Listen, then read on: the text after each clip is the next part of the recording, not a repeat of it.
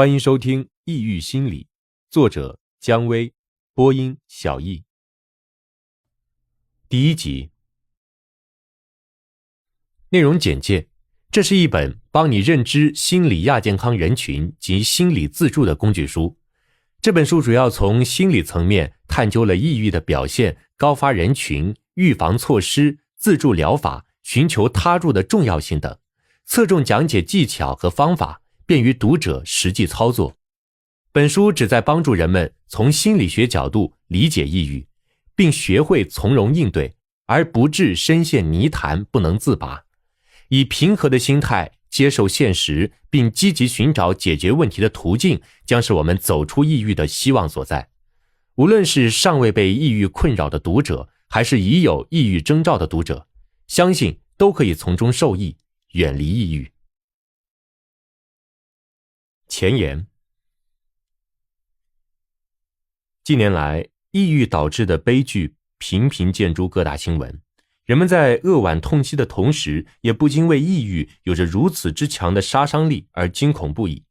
有很多人正处在抑郁的纠缠之中，在漫漫长夜里做着孤独的挣扎，继而精疲力竭。但这些表现很多时候不易被外人察觉，一旦发现，往往是木已成舟，覆水难收之时。这背后的原因是人们对抑郁知之甚少，不了解抑郁的真实面目，进而不能对抑郁持有正确的态度。抑郁被视为富贵病、矫情病，几乎成为常态，由此带来的逃避、羞耻感更加无异于问题的解决。对于抑郁症患者，求助医学进行药物治疗是必不可少的。此外，抑郁的产生和发展离不开心理层面的因素。本书正是基于此种认识，结合心理去分析抑郁的形成、预防与应对措施。我们要了解抑郁的一般表现，练就一双火眼金睛。在抑郁初露苗头的时候，就要善于识别它，避免因为忽略而拖延时日。同时，我们还要留意身边的一些人，他们可能会成为抑郁悄无声息降临的对象。从预防到治疗，这本书给读者提供了相应的方法，便于读者实际操作。每章后面附有抑郁自助小屋的内容，书后还有附录，给读者提供了一些有关抑郁的知识和指导，希望能够给更多的读者以帮助。从新入手，消除抑郁，虽然不是唯一的方法，却是预防与治疗抑郁过程中不可忽视的一个方面。在日常生活中，如果多懂一点抑郁心理知识，那么饱受抑郁之苦的人就会少一点。患有抑郁的群体比一般人更需要被了解与支持。同时，他们对抑郁有了正确的认识之后，也会更加有勇气去面对并走出抑郁。而家人和朋友也会因为对抑郁的了解，可以有足够的力量给他们以支持。当然，这本书并不能包罗抑郁所有的情形，而每个人的具体情况也会有所不同，在实际操作中需要读者灵活运用。鉴于编者才疏学浅，本书难免会有疏漏之处，恳请各位读者给予批评指正。第1章：抑郁心理的表现。心理学家认为，每个人或多或少会有一些心理上的问题，而抑郁心理即是其中的一种。但是，由于其了解和认识不足，我们常常会忽略自己或身边的人潜在的抑郁心理。如果任由它潜滋暗长，后果将不堪设想。了解抑郁心理的外在表现，有利于我们及时发现并防微杜渐，减轻抑郁心理对我们的伤害。情绪失衡、持续低落、易激、亢奋都要警惕。有人说，抑郁犹如一场精神感冒，一旦来袭就会导致我们情绪失衡。相关调查发现，抑郁主要有以下3种外在表现。1、持续的情绪低落。有些人常常会感到伤心绝望、空虚沮丧，仿佛自己掉进了一个无底深渊，觉得所有的努力都是徒劳。这类人可能会无缘无故的哭泣，也可能对周围的一切都表现得极度的厌倦、麻木淡漠，甚至终日一副生无可恋的样子。此类表现很明显，易于察觉，是抑郁最典型的表现。2、情绪易激。抑郁心理的另一种表现是情绪易激，这类人经常因一点琐碎小事而怒气冲天，大发雷霆。他们往往表现得过于敏感，别人无心的一个动作都可能被他们解读为是对自己的挑衅，并且立刻去指责对方。这种情况在儿童和青少年中比较常见，因为情绪外露，所以他们看起来更为任性和易怒。此外，这也常见于成年男性，但他们一般习惯于隐藏自己的情绪，所以这部分人往往更容易被忽略。3. 情绪亢奋。情绪低落的反面是情绪亢奋，这种抑郁更为隐蔽，不易被觉察。情绪亢奋的人整日表现得兴高采烈，神采飞扬，口若悬河，双目炯炯，面色红润，精力旺盛，不知疲倦。乍看起来，这是正常人超常发挥的状态，实际上却是一种伴有躁狂的抑郁。躁狂过后就会陷入更深的抑郁，因为躁狂已经过度消耗了生命的元气，所以导致元气走向低落与耗竭。综上所述，我们在日常生活中需要尽量保持情绪的相对平稳，无论是情绪长期低落，还是持续亢奋，亦或是一触即发的易燃状态，都需要警惕是否为抑郁心理的征兆。兴趣冷淡，不再有任何东西吸引你。如果抑郁情绪长期盘踞你的心灵世界，这时你就会表现出对周围世界失去兴趣，无论什么都会让你感到兴味索然。有一个专业术语将其称之为乐趣缺失，即抑郁的人丧失了感知快乐的能力，严重者甚至到达情感冻结的程度。还有另外一种类似的情况是罗伯特·戴维斯所说的倦怠，即将自己与外界逐步隔离，以至于麻木。心理抑郁的人，即便是面对自己的爱好，包括某项运动，也提不起半点兴致。但是这种情况不易被发觉，因为他们通常会将其归因于工作繁忙、年长力衰，或者只是暂时的一个阶段，而不会意识到这是抑郁心理的外在表现。抑郁心理的存在使他们不再去尝试对于外界的刺激采取回避的态度，并且远离任何可能使自己发生动摇的事物。即便是自己所爱的人，此时周围人劝他们参加社会活动的良苦用心，往往会成为徒劳，因为他们会以太累或者没有兴趣来推辞，严重的甚至会用向对方发火等方式来破坏亲密关系。这样做的后果就是使他们自己丧失来自外界的支持，从而加重疏离感和孤独感，于是陷入更深的抑郁，形成一个恶性的循环。因此，一旦发现自己对任何事情都提不起兴趣，包括以往最新投入的那些事情都不能使自己兴奋的话，就要留心抑郁是不是已经入侵了你的心灵领地。精力不足，无精打采的疲惫。有的人可能会出现这样的情况，他们感到自己持续被疲劳感占据身心，无论是在日常生活还是在工作中，可能极为细小的一件事都会令他花费大量的时间和精力。比如他们会忽略做饭、打扫卫生、购物、个人清洁等最基本的事情，或者几个星期穿同一身衣服。而体现在工作中，可能就是没有足够的力气起床上班，或者完成自己分内的工作，做事毫无效率，工作屡屡出错等。这让我们听起来觉得难以置信，但是事实上，严重者甚至连将脚从床上放到地上都要费很大的力气。美国作家安德鲁·所罗门就曾在他的《忧郁》一书中记录自己病中的状态。书中有一个细节是，他本来只是想洗个澡，在心里复述了连串的程序之后，用尽全身的力气从床上坐起来，把脚放到地上后，却又感到所有的念头化为乌有，于是恐惧地转身躺回床上，而脚还在地上，这让他为自己的无能而沮丧地哭泣。周围人如果不知情，往往会指责抑郁者怎么这么懒呢？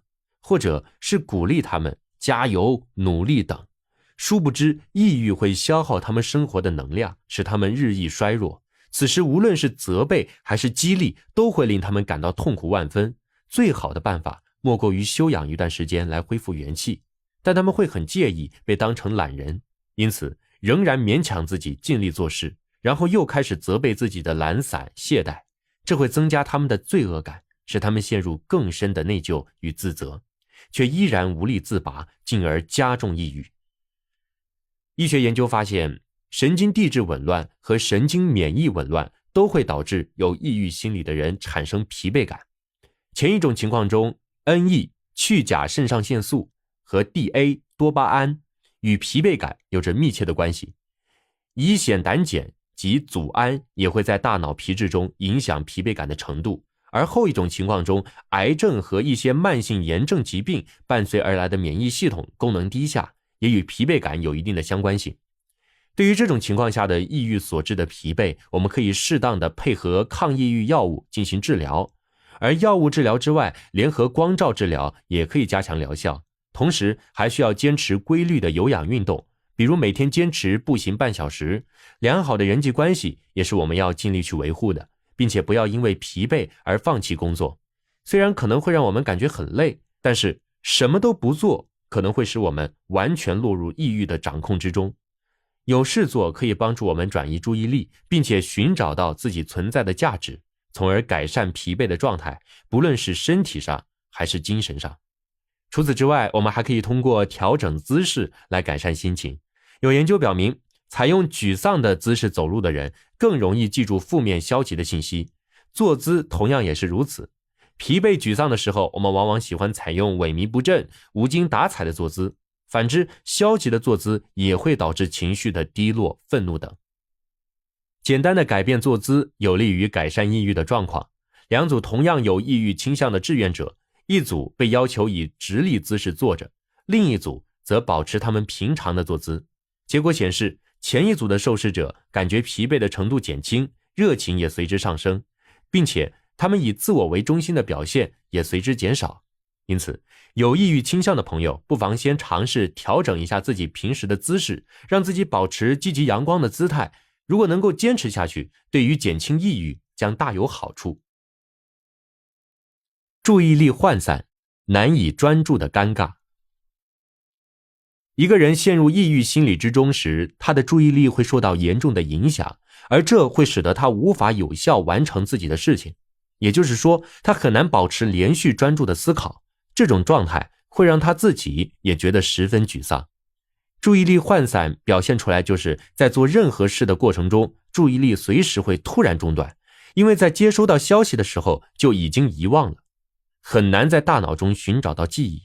为这种状态所苦的人会发现自己几乎不能集中精力做任何事情，刚开始几秒钟就会忘记自己要做什么，一点微小的干扰就会迫使他们停下自己手头的全部工作。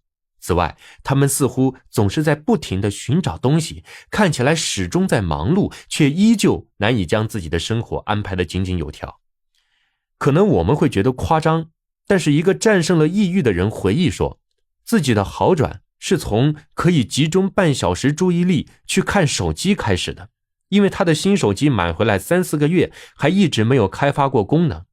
据此，我们可以想象得到，在此前他的注意力难以集中已经多么严重。紧随注意力涣散而来的是自主决策能力受到影响，他们往往抓不住事情的核心，不知道何去何从，他们会感觉每一个选择似乎都是错误的，最终陷入瘫痪状态，或者根本无法做出采取行动的决定，或者仅仅凭冲动而做出选择，继而以失败告终。日久天长，他们会希望有人替他们负责，代替他们做决定，如果没有，就会一直拖到最后不得不做出抉择时为止。故而注意力涣散最后会导致依赖和拖延日益严重。举个例子，一直很热爱工作的人突然有一天提出我要辞职，这有可能就是因为抑郁而失去了正常的判断力而冲动决定的结果。也有人因为抑郁而情绪低落，决定要彻底改变目前生活的方式，这无疑也是需要斟酌的。如果根本问题不解决，即便改换环境，情况也会继续恶化。如果发现自己有这种情况，那么在积极寻求改善的同时，建议在一些大事上暂时不要轻易做出决定。如果身边有这样的人，切记不要勉强他做出决定，因为此时要他做决定是一件困难且痛苦的事，而冲动之下做出的决定显然不是最好的选择。还有一点，抑郁者发现自己无法集中注意力的时候，不要去责备自己，周围的人也要相应的给予理解，因为抑郁者也不希望是这样的状态，但抑郁让他们注意力涣散，想集中而又集中不了，这时无论是来自自己还是他人的责备，都只能让抑郁者的负罪感更加严重，不利于缓解和消除抑郁。正确的做法是去寻求医生的帮助，不要害怕服药，因为抑郁者需要药物来调节大脑中神经递质的浓度。当其恢复正常状态的时候，抑郁者会发现自己可以像以前一样集中精力阅读、写字和工作了。当然，服药的过程中会有一些不适的反应，但是坚持下去就会守得云开见明月。自控力丧失，是否依赖药与酒？为了摆脱抑郁带来的痛苦，比如失眠或者强烈的焦虑不安情绪，有很多人会选择沉湎于某些药物，或者依靠酒精暂时麻醉自己，日久天长，慢慢就会因为抑郁而对某些药物上瘾，或者喝酒成瘾，形成酒精依赖。这里说的某些药物指的是兴奋剂等药物，它们会让人在使用之后产生一种飘然欲仙的沉醉感或者是兴奋感，从而迷恋这种感觉无法自拔。我们可以看到很多文学作品里会写人物在没落或者遭遇变故之后吸大烟成瘾，其实多少都有抑郁心理的影响。而人一旦依赖这些药物，不但会无法适应社会，沉迷于幻象之中，而且还会使自己的抑郁更加严重。至于酒精依赖，则是我们比较常见的类型，通俗来说就是酒瘾。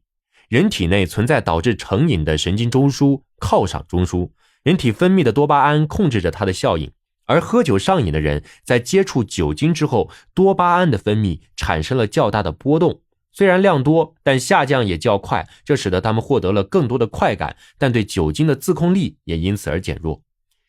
鉴于酒精依赖比药物依赖更为普遍，下面列出一些酒精依赖的常见表现，便于大家参考和进行判定。一、饮酒在生活中居于最重要或者非常重要的地位，以至于念念不忘。二、酒量逐渐增长。三、饮酒越来越快。四、独酌成为生活常态。五、每遇情绪困扰便借酒浇愁。六、开始出现藏酒行为。七、酒后常常忘事。八、饮酒随意无计划。九、晨起要喝睁眼酒。10、习惯睡前饮酒。11、空腹饮酒，不吃菜且很少吃主食。12、对酒的品牌很挑剔。13、饮酒导致与家人产生矛盾或影响工作。14、曾试图戒酒，但不久之后复饮且无法控制。一般情况下，以上这些情况如果出现3条以上，那就需要反思自己是否是酒精依赖者了。如果发现自己在抑郁之外还伴有对药物或者酒精上瘾，那么就需要借助其他方法来消除对他们的依赖。除了请求医生帮助之外，还需要形成健康规律的饮食起居习惯，加强锻炼，寻找属于自己的兴趣爱好，并学习用冥想、呼吸训练等健康的方式来应对压力。同时还要保证自己身边有充满正能量的人，尽量避开一些需要喝酒应酬的场合，最重要的是转移自己的注意力。当然，任何事情都有一个循序渐进的过程，摆脱酒精或者药物依赖也是如此。突然停酒或者停药都会出现很多的症状，突然停酒会导致戒酒综合征的出现，按照时间的先后顺序，其表现为双手甚至整个躯干震颤，包括厌食、失眠、烦躁等症状，继而还可能会有幻听或者冲动行为，更严重的是谵妄，出现幻觉、记忆受损，有的还会抽搐。如果长期服用安定类药物，突然断药后就会出现许多不适，比如烦躁、失眠、出汗、厌食、头痛、腹泻等，严重者可能会癫痫发作，出现幻觉，甚至可能会导致死亡。通过转移注意力、参加互助小组等方法，逐步消除对酒精或者药物的依赖，显然是正确的做法。相反，急于求成会适得其反，是不值得提倡的。身体不适，各种小样可能是抑郁的信号。被抑郁心理折磨的时候，不只是精神状态会不同以往，身体状态也会发出预警和求救的信号。很多人因为身体不适去医院检查，但是未能查出明显的病因，在这种情况下，他们就要考虑自己是否处于抑郁的状态。人体内部的自主神经系统、免疫系统和内分泌系统等共同维持着身体处于稳定的状态之下，而自主神经系统又是对压力最为敏感的。它分为交感神经和副交感神经，前者可以使人体处于紧张兴奋的状态，后者可以使人体处于放松休息的状态。压力被人感知后会传达到脑垂体，并使其分泌激素来刺激肾上腺释放缓和压力的激素，以达到保护人体的目的。但与此同时还会产生肾上腺素，它会增强交感神经的加速作用，这样就会打破交感神经与副交感神经之间的平衡，并且会影响激素的分泌及免疫系统的功能，于是身体就会出现各种不适，大致有以下表现。一、疼痛，比如剧烈的头痛，有时可能伴有头部沉重的感觉，肩颈或者背部酸痛，胸前区疼痛，腰痛、牙痛、关节痛，甚至全身疼痛。有的人出现手脚疼痛，并且伴有麻木、发抖及全身发冷的症状。二、消化系统紊乱，比如食欲不振、恶心、呕吐、恶逆、胀气、腹痛、便秘、腹泻等。更严重的是胃溃疡或者12指肠溃疡。还有一种肠易激综合征，多见于学生和上班族，可能表现为在上学或者上班之前会反复便秘或者腹泻。三、呼吸系统不适，比如胸闷、气喘、呼吸不畅、喜欢叹气、气管或者喉头常有压迫感等。四、心血管系统症状，比如心慌、心悸、心前区痛、血压不稳等。五、生殖系统症状，比如性欲减退甚至消失，导致夫妻性生活不和谐，男性还会有阳痿、早泄等症状，女性则会痛经、缺少性高潮，严重者甚至会闭经。此外，还有其他症状，比如皮肤干燥、脱发、手脚多汗、眼睛不适、耳鸣、听力下降、口干等，这些都可能是抑郁在躯体上的表现。如果被这些症状困扰，去医院检查又检查不出具体的病因，医生一般会诊断为自主神经功能失调或者非特定主诉，以此称呼这些不明病因的疾病。抑郁带来的这些症状如果没有引起对抑郁本身的注意，就很难彻底消除，并一直折磨抑郁者。反过来，这种痛苦又会让他们觉得自己格外糟糕脆弱，强化他们的抑郁，最终影响他们的生活质量及寿命。因此，如果发现自己出现一些身体上的不适，多方检查却又查不出明确的病因，那么就要警惕自己是不是被抑郁纠缠上了。可以先去内科检查，排除躯体上的疾病之后，再到精神科去挂号问诊。因为有很多抑郁的案例只是在身体上有不适的表现，导致医生忽视有抑郁的可能。简单一句你身上没什么特别的问题，就让患者回家了。我们需要本着对自己的身心健康高度负责的态度，如果有类似的问题，尽量在早期发现并积极求助，可以避免许多的悲剧的发生。睡眠紊乱、失眠和嗜睡都要留心，人体对情绪的变化是异常敏感的，这一点从睡眠模式上就能体现出来。情绪的低落能够迅速地转化为睡眠的紊乱，具体表现为失眠和嗜睡。失眠者会发现，无论自己有多累，当头碰到枕头的时候，立刻又清醒了。在漫长的黑夜里，无论数多少只羊，喝多少杯柑橘茶，都丝毫不能帮他们进入梦乡。这种入眠障碍只是睡眠障碍中的一种而已，其他的表现形式还有早醒、熟睡障碍、半夜醒来等。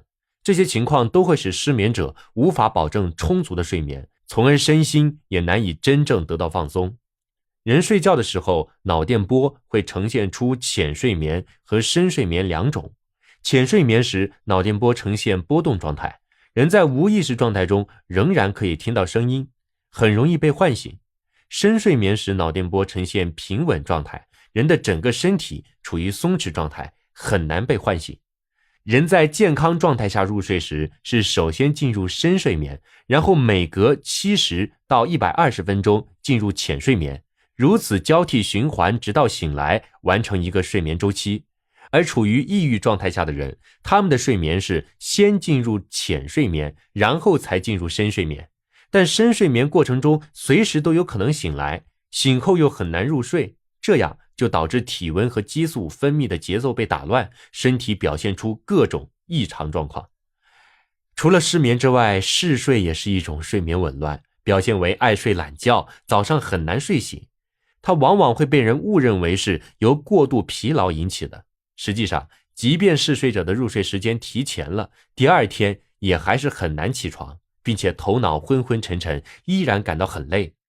它多见于青少年，而且发展缓慢，不易被察觉。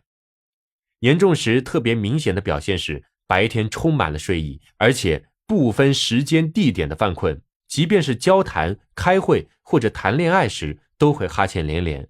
此时如果睡半个小时左右醒来，一切如常，但是再过几个小时会固态复萌，这种状况会令身在其中的人颇感困扰。你抑郁了吗？可能你很想了解，我们怎样才能在抑郁之初根据种种表现来识别并及早遏制它。下面是笔者特意准备的一份问卷，你可以对照它来了解自己的抑郁情况。建议你在使用时找一个安静的环境，仔细回忆2周以来的情绪状态，在每道题后面选择符合自己情况的选项。所有题目的选项分别为 A 没有， B 轻度， C 中度， D 重度。1. 你是否总是感到悲哀难过？ 2. 你是否感到前途迷茫，充满未知？ 3. 你是否觉得自己毫无价值，或者是个失败者？ 4. 你是否时常觉得自己力不从心，或者技不如人？ 5. 你是否对任何事都习惯自责？ 6. 你在做决定时是否总会犹豫不决？ 7. 这段时间你内心是否充斥着愤怒与不满？ 8. 事业、家庭、爱好和朋友对你来说是否都已经失去吸引力了呢？ 9. 你是否感到自己情绪低沉，难以振作，做任何事都毫无动力？ 10. 你是否感叹自己已经年老力衰，风华不再？ 11. 你是否感到食欲不振或无法控制的暴饮暴食？ 12. 你是否为失眠所苦，或一整天都疲乏无力，昏沉嗜睡？13. 你是否对性已经失去了兴趣？14. 你是否时常为自己的健康状况担忧？15. 你是否认为生存毫无意义，甚至觉得生不如死？做完上面的15道题之后，将每道题的所得分数相加，再与下面的评分标准进行对照。计分标准：选 A 得0分，选 B 得1分，选 C 得2分，选 D 得3分。测试结果：0到4分无抑郁，5到10分偶尔抑郁，11到20分轻度抑郁，21到30分中度抑郁，31到45分重度抑郁。如果你的测试结果已经达到中度抑郁或者重度抑郁，那么建议你及时向专业人士求助，避免延误治疗时机。第2章，抑郁经常光顾的人群。虽然抑郁已成为常见的心理疾病，但是它也是有经常光顾的群体的。在这些群体中，抑郁发生的概率会高于常人。比如看似无忧无虑的儿童、叛逆的青春期少年、众人眼里光鲜的都市白领、婴儿降临后精疲力竭的产妇、久病卧床的患者，以及孤独寂寞的空巢老人等，都是抑郁青睐的对象。因此，我们有必要了解他们的特点和状态，以便更好地帮助他们对抗抑郁。儿童，他们未必无忧无虑。我们总以为儿童是无忧无虑的小天使，认为抑郁应该与他们无缘，其实并非如此。即便在婴儿时期也会产生抑郁的可能性，甚至曾经有3岁儿童便出现了抑郁的案例。儿童的抑郁除了情绪上的表现之外，往往还有多动、迟滞、逃学、攻击行为及思维语言迟钝等，故而往往会被父母视为教育的问题，而忽略了儿童内心的真实感受。儿童在很多时候无法直接地表达自己的感受，更多的是通过行为来进行诉说，这需要成人用心地去解读他们的行为。比如，男孩会表现出异乎平常的暴躁和愤怒，女孩则会表现出少有的烦躁或者心神不安。如果他们的这种状况持续1周以上，那么我们就需要警惕了。此外，还包括食欲、精力、睡眠等不同平常的改变，以及成绩突然大幅下滑，对那些十分快乐的事突然失去了兴趣，这些都应该引起我们的重视。当然，更糟的情况是孩子可能会谈论诸如死亡或者惩罚之类的话题。抑郁的孩子总是不讨喜，他们的亲密朋友很少，比一般的孩子显得更为害羞，容易被他人嘲笑，而且因为注意力难以集中，更容易走神并且感到疲惫。他们的成绩往往低于其他同龄的孩子，因此他们在学习上会遇到更多的阻碍，并且无法充分发挥自身的潜力。是什么原因使得天真的儿童变得抑郁了呢？究其原因，儿童正处于成长发育的阶段，他们的中枢神经系统尚未发育成熟，故而往往容易产生情绪的波动。如果生活在有情感障碍的家庭当中，他们的抑郁概率会比平常人更高。此外，成长中遇到的重大变故，如童年不幸的遭遇等，会让他们在原有的遗传基础上增加产生抑郁的风险。而那些性格比较执拗倔强、被动依赖或者攻击性强、有强迫行为的孩子，则更容易成为抑郁纠缠的对象。在这些原因当中，我们需要格外重视的是儿童的经历给他们带来的创伤。他们在母亲子宫内的时候就能感受到母亲的压力，脱离母体之后，压力会通过亲子关系进行传递，而亲子关系是最主要的童年经历，会在很大程度上影响他们的大脑功能，这些都可能导致儿童形成压力性障碍或者创伤性障碍。根据科学家的研究，婴儿生来就有对安全舒适食物的需求，以及对母亲强烈的依恋。当这些需求无法得到满足，比如他们缺少父母的陪伴，或者父母无法给他们以安全感的时候，他们日后抑郁的概率就会增加。因此，父母要做的就是和孩子在一起，努力走进孩子的心灵世界，与他息息相通，倾听他的诉求，理解他的感受。如果孩子已经出现抑郁的情况，父母需要调整家庭互动的方式，而不能完全依赖于心理治疗或者药物辅助治疗。父母需要给孩子更多的关注，比如当他进餐、做作业、准备睡觉的时候，至少应该出现在他的面前。还可以多关心他在学校里发生的事和学习的情况，有条件的话，还可以和孩子一起做运动，这些都有利于减轻孩子的抑郁。父母只要从当下做起，给孩子更多的关怀，就永远不会晚。青春期少年，叛逆有时只是表象。父母们往往会感到青春期的孩子很难相处，但是他们往往忽略了叛逆的表象下面有时隐藏着的恰恰是孩子抑郁的心理。青春期少年的抑郁往往表现得很隐秘，被父母误认为是这个阶段出现的正常现象，而没有得到正确的引导。父母如果能够及时发现并及时早期干预，就能够阻止他们在后期发展为重度抑郁。青春期的孩子有很多会表现得格外叛逆，比如喜欢与人争辩，不断犯小错误，与人交往时态度粗暴蛮横等。这是因为这些行为能够让他们填补内心的空虚，因为他们可以通过不断制造事端来让周围的人恼怒，引起父母和学校的争执。在这个过程中，他们不需要为自己的行为负责，也就借此逃避终将面对的独立。有理论家研究后发现，这些行为不良的孩子有一个普遍的规律，即他们的父母会有一方或者是双方对社会充满怨气或愤怒，或者是父母之间充满愤怒与矛盾。在这种情况下，父母有一方觉得自己生活不如意而又无力改变时，就会以默许的态度鼓励孩子叛逆，而这样做的结果就是孩子最终会将叛逆的矛头转向父母。这给了我们一个启示，孩子的人格是父母人格的投射，因此父母需要自觉地改变自己的习惯，学会更好地管理自己的情绪，应对生活中的压力。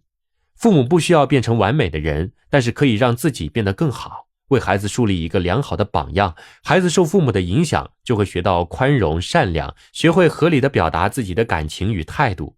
此外，青春期的孩子抑郁的表现还有腹痛、头痛、喜欢谈论死亡等，并且会越来越多地体会到挫败感与自卑感。而孩子一旦发展到宁可待在家里也不愿上学的程度，父母就应该积极采取措施了，但不是急于督促孩子回到学校，因为这样反而会使孩子加重自责心理，导致抑郁更加严重。父母可以陪同孩子去做心理咨询，虽然孩子最初会抗拒，但是之后他们通常会自愿主动的去做心理咨询。整个过程中需要父母有足够的耐心，理解孩子的感受，避免流露出焦虑、急躁等情绪。在青春期孩子的日常生活中，父母可以以朋友的身份和孩子一起看电视，讨论一些现象及观点，而不是以长辈的身份灌输某些观点。在平等的交流中，孩子会了解父母的想法，并理解父母的一些担忧，还会渐渐敞开心扉，主动与父母交流想法，并征求建议。都市白领，压力往往使他们濒于崩溃。很多人认为都市白领身在优质的工作环境中，拿着高额的薪资，生活时尚快乐，抑郁是与他们无缘的。其实不然，虽然他们无论受教育程度还是薪资都占据优势，但是他们被抑郁困扰的概率并不比一般人群低。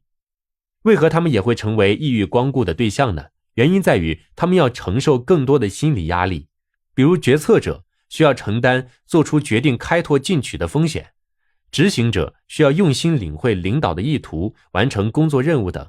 因此，身在其中的人往往更能体会各种辛苦，而外人则往往只看到他们光鲜的一面。著名心理学家雷萨鲁斯曾经指出，除了重大生活事件之外，平日里接连不断的小麻烦也会让人疲于应付，成为我们日常生活中的压力源。如果两者交替出现，那么我们的身心健康状况就需要多加关注了。城市白领的抑郁表现大致有以下几个方面。一、意志薄弱，它是白领抑郁的最普遍和最主要的特征，具体表现为心情烦闷、时常忧伤及唉声叹气，严重者甚至会情绪低沉、悲观绝望。二、过于疲乏，他们会突然觉得精力大不如前，感到疲惫不堪，日常生活懒散，穿衣吃饭这些最基本的事情都不想做。轻者丧失积极主动性，重者可能日常生活都需要有人照料。三、信心和活力消减，他们往往会为失眠所苦，并产生焦虑和冲动的情绪。同时，由于他们在认知的方式上出现偏差，反过来也会让身体上的各种不适更加严重，比如受头晕、头痛的频繁困扰。这种状态会使他们加倍的自责，内心产生负罪感，强化他们的自卑，严重者甚至会想到轻生。四、食欲和体重陡变，他们一般会出现食欲不振的情况，体重随之下降，时间一长，很容易患上肠胃疾病。不过，也有部分人反而食欲增强，且体重猛增。都市白领可以通过以下方法进行自我调节。一、打开心结，态度决定一切。如果能够保持积极乐观的态度，那么你的生活、事业、心理状况就会有一个良好的底色。在审视、评价周围事物的时候，我们要从多角度去看待问题，如此才能权衡利弊。倘若只盯着一个角度，那么很有可能你就会被笼罩在消极情绪之中，塞翁失马，焉知非福。换一个角度看问题，消极中也会生出积极来。二、化零为整。为了避免抑郁随时来袭，我们可以在日常工作和生活中通过放松、想象的方法，把刚刚冒头的抑郁压制下去。三、呼吸练习。抑郁的白领可以尝试做呼吸练习，轻轻闭上眼睛，注意力集中在呼吸之间，不论出现什么念头，你只要自然地接纳它就好。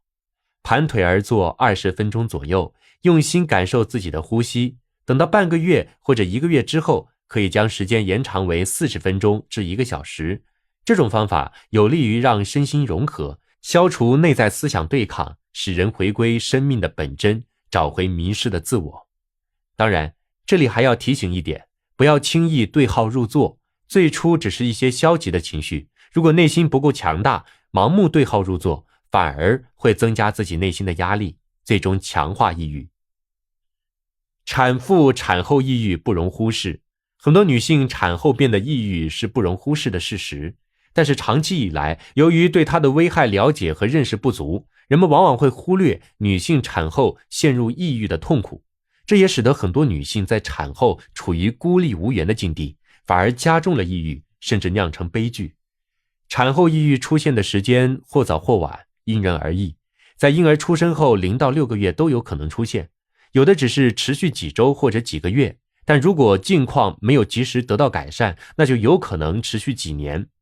产后抑郁表现为失眠、极度倦怠、沮丧、焦虑、食欲不振、性冷淡等。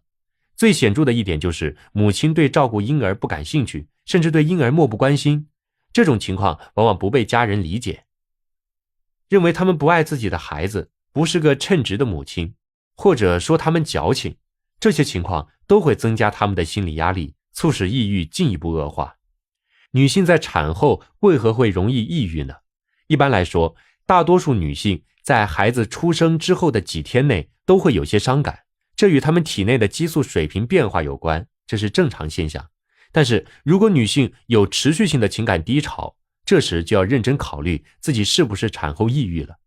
导致女性产后抑郁的因素有很多，除了激素水平变化以外，主要有以下几点：一、婚姻中出现的夫妻不和，比如争吵、打架或者家庭冷暴力等；二、女性在怀孕期间承受严重的生活压力，或者有重大变故发生，比如亲人离世、亲戚纷争、搬家后不适应新环境等；三、分娩期间经历过创伤；四、婴儿降生之后，母亲接下来要面对的是照顾孩子的现实，但她无法在繁重的工作和养育孩子之间达到完全的平衡，继而就会产生失望以及无法胜任带来的力不从心。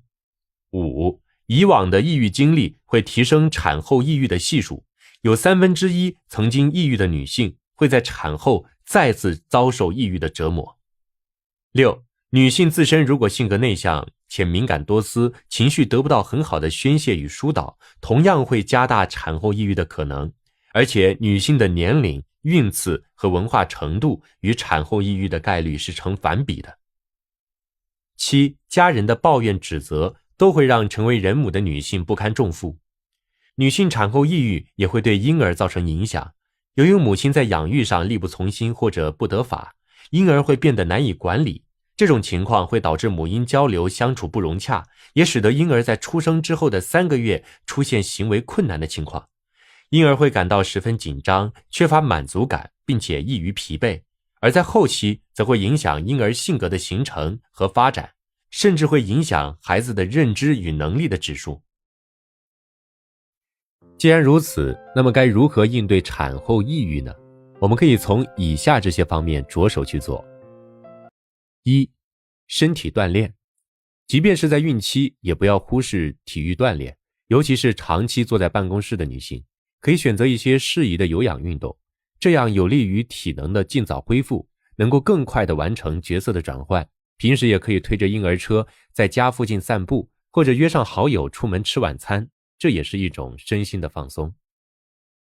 二、心理调节，为了不致在产后不知所措、手忙脚乱，产前可以了解一些有关育儿的知识，比如读书、听讲座等都是很好的途径。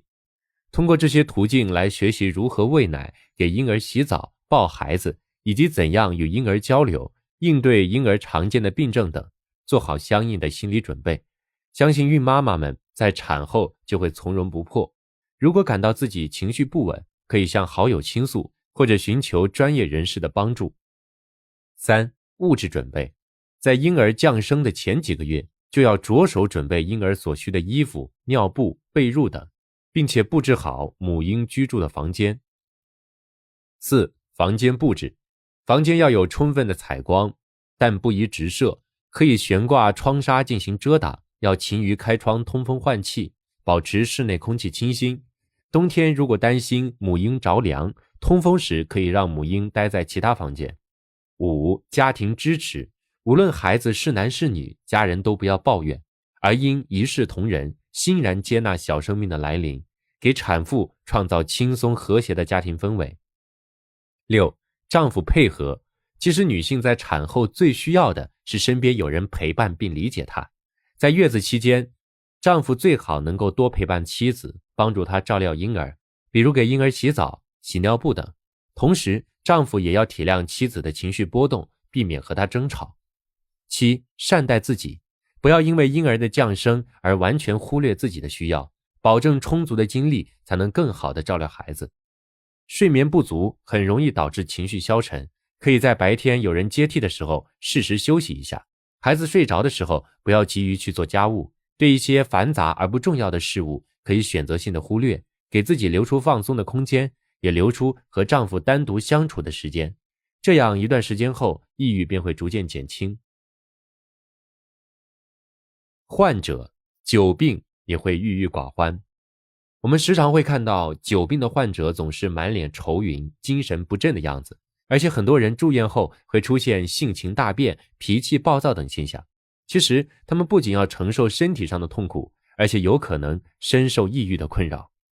每个人的一生中都难免会患病，比如常见的感冒发烧或者意外受伤，虽然这些会令我们倍感痛苦，但是一般人不会旷日持久。这些急性病一旦消失，整个人的精神状态也就好转了。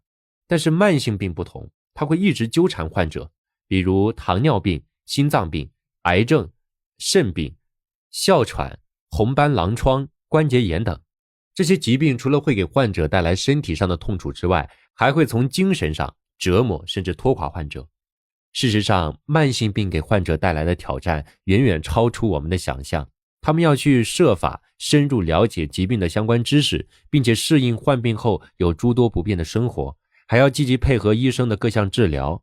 但是在这个过程中，患者的活动可能会因为疾病而受到限制，他们的独立性因此降低，可能外貌也会变得不尽如人意。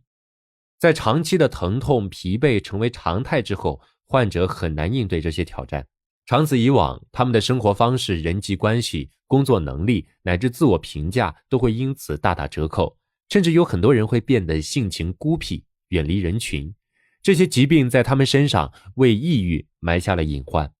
慢性病患者通常会充满负面情绪，甚至导致抑郁，这需要人们给予理解，但是应该避免这种状况成为常态，否则抑郁会令他们身体上的疾病更加难以治愈。对于这部分人来说，如果出现以下这些情绪超过1个月，那么就应该引起注意了。1. 由于生病而自怜自艾，甚至感到愤恨。2. 由于身体上的不适，甚至是疼痛而变得情绪暴躁和易怒。3. 由于生怕会加剧疼痛，对于有些活动过分焦虑和恐惧，并且担心病情会继续加重，对日后生活造成影响。由于疾病给生活带来改变，甚至使行动能力丧失而感到悲伤和抑郁。由于生病后无法承担自己原本的责任与义务，而产生负罪感，并时常自责。那么，面对这种抑郁情绪，应该如何去扭转呢？当然，前提是需要慢慢学会接纳自己的疾病，并且带着它一同生活，通过练习和适应，让自己的生活回归正常的轨道。1. 了解疾病信息。对疾病的恐惧源于对疾病知之甚少。当详细了解了疾病的相关知识之后，患者的情绪可能会很容易平复下来。当今社会科技发达，我们获得疾病相关信息的渠道有很多，包括通过互联网、图书馆、医护人员、病友等，都可以获得多方面的信息，比如疾病起因、发病率、疾病进程、治愈率、病中感受、护理方式、调理方法等。2. 积极配合治疗。在治疗的过程中，患者不要持被动的态度，可以主动的了解自己有哪些可以选择的医疗方案，与医生积极的沟通。比如，很多患者会纠结于是保守治疗还是进行手术治疗，以至于难以入睡。但是对于这两种方案各自的优点却并不了解。如果对于治疗有任何疑问或者想法，患者要及时反馈给自己的医生，一味的发愁显然对促进康复没有任何作用。3. 注意健康饮食。饮食虽然不能直接治愈疾病，但是有利于增强身体与疾病抗争的活力。如果医生为了治疗疾病对饮食做出特定的要求，那么就需要严格遵照医嘱。可能医生给出的建议比较模糊笼统，但是自己在日常饮食中要有自觉，做出健康选择的意识。4. 寻找同伴。慢性病患者有很多会感到孤独，这就需要主动寻找一同对抗病魔的伙伴，比如很多城市会有一些疾病互助小组，在医院认识的病友也是很好的伙伴，还可以在网上寻找病友论坛，与病友交流的过程中，他们能够得到理解与认同，这样会减轻孤独无助的感觉。5. 坚持信念。有自己坚定信念的患者，往往在治疗中会有更多的动力。信念能够帮助患者减轻病痛带来的不适，对美好事物的专注与积极探索，也能够使人保持良好的情绪，这无形中也是对抗抑郁的一件法宝。6. 懂得感恩。在生病的时候，尽量去寻找周围生活中那些值得感恩的人或事，比如家人的悉心关怀，医生的恪尽职守，都值得我们对之心怀感激。感恩能让患者以积极的态度去迎接疾病的挑战。空巢老人，老年人的孤独。随着人口老龄化趋势日益加剧，空巢老人也在逐渐增多。当年轻人外出求学、工作时，他们便开始独守空巢，与寂寞和孤独为伴。近年来，空巢老人的数量更是不断的攀升，孤独、疾病、生活无人照料是困扰他们的3大难题，而疾病就包括抑郁症。空巢老人很容易感到孤独，此时抑郁就会找上门来。但他们抑郁的表现往往并不明显，这就需要我们仔细观察，及时发现。如果出现以下3个信号，我们就要当心了。信号1，性情突变，常常自责。假如老人平时性情开朗乐观，突然变得寡言少语，拒绝社交，甚至常常哭泣，为一些小事或旧事而自责，那家人就应该引起注意，带他去医院寻求治疗了。信号2，时常感到身体不适，这是抑郁者普遍的表现，食欲不振、腹胀腹泻、心慌胸闷、腰背肩颈乃至全身酸痛、忽冷忽热、时常出汗等，这些都是抑郁的表现，去医院检查也查不出具体的问题。信号3，焦虑烦躁、紧张不安。老人常常感到紧张焦虑、烦躁不安，以及莫名其妙的担忧，比如担心自己的资金不够维持生活，子女未来不能孝顺自己，年老力衰无法做家务，家人不知何时会出意外等。这些事情在旁人看来是杞人忧天，但是他们会因此坐卧不安。除了以上这些表现之外，老人的抑郁很隐蔽，严重时很容易被人们误认为是阿尔茨海默病。因为此时老人的思维和动作都会受到限制，老人的抑郁往往产生迅速，而且发展较快，持续较久。智能方面的障碍是暂时和局部的，并且脑 CT 检查没有表现阳性，一旦用了抗抑郁的药物之后，老人便会得到治疗，而阿尔茨海默病的表现则与之相反。空巢老人因为长期独居，难免倍感寂寞清冷，抑郁惆怅。究其根源，不外乎以下3点。1，不适应离休或退休后的生活，离开长期工作的岗位，进入闲居状态，老人可能无法适应这种角色转换。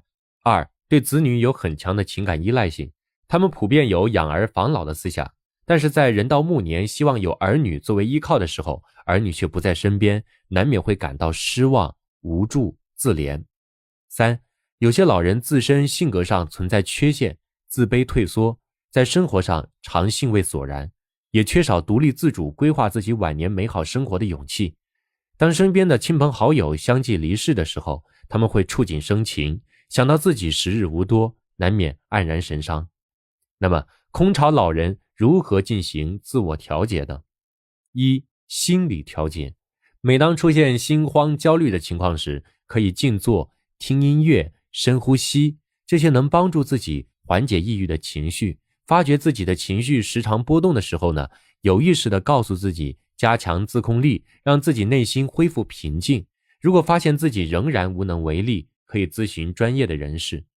2，老有所乐，老人要学会关爱自己，可以培养一些兴趣爱好，比如太极、书法、下棋、摄影、园艺等，让生活丰富多彩。同时，老人还要积极参加社交活动，广交朋友，经常走动，聊天也可以让内心的压抑得到释放。3. 老有所为，假如老人身体比较健康，不妨在社会中发挥余热，比如参加一些社会公益活动，或者发挥自己的一技之长，这样也能找到自己的价值，使自己更加充实。此外，老人的子女也应该尽自己所能去关怀体贴老人，常回家看看，或在闲暇时给老人打一个电话，写一封邮件，问候一声，都能够帮助他们驱散抑郁的阴霾。外国学者眼中的心理健康标准，我们都希望自己的身心是健康的，但是身体的健康状况可以明确的判断，心理上的健康似乎没有唯一的标准。我们在这里来列举一些心理学家和学者眼中的心理健康标准，仅供大家参考。1. 美国学者坎布斯。坎布斯认为，一个心理健康、人格健全的人应该拥有以下4种特质。1. 有积极的自我观念。2. 能够恰当地认同他人。3. 有足够的勇气去面对和接受现实。4. 有充分的主观经验，可以随时参照。2. 美国心理学家马洛斯和密特尔曼。马洛斯和密特尔曼对心理健康提出以下10条标准。1. 拥有充分的安全感。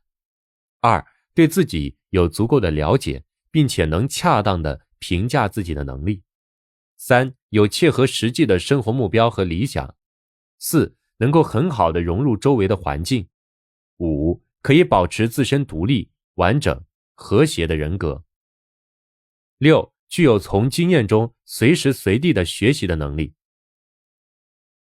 7. 可以保持良好的人际关系。8. 适当的表达，并且能够控制自己的情绪。9. 在集体认可的前提下，可以适当的发挥自己的个性。10. 在社会规范的限度内，能够合理的满足个人的需求。3. 美国人格心理学家奥尔波特。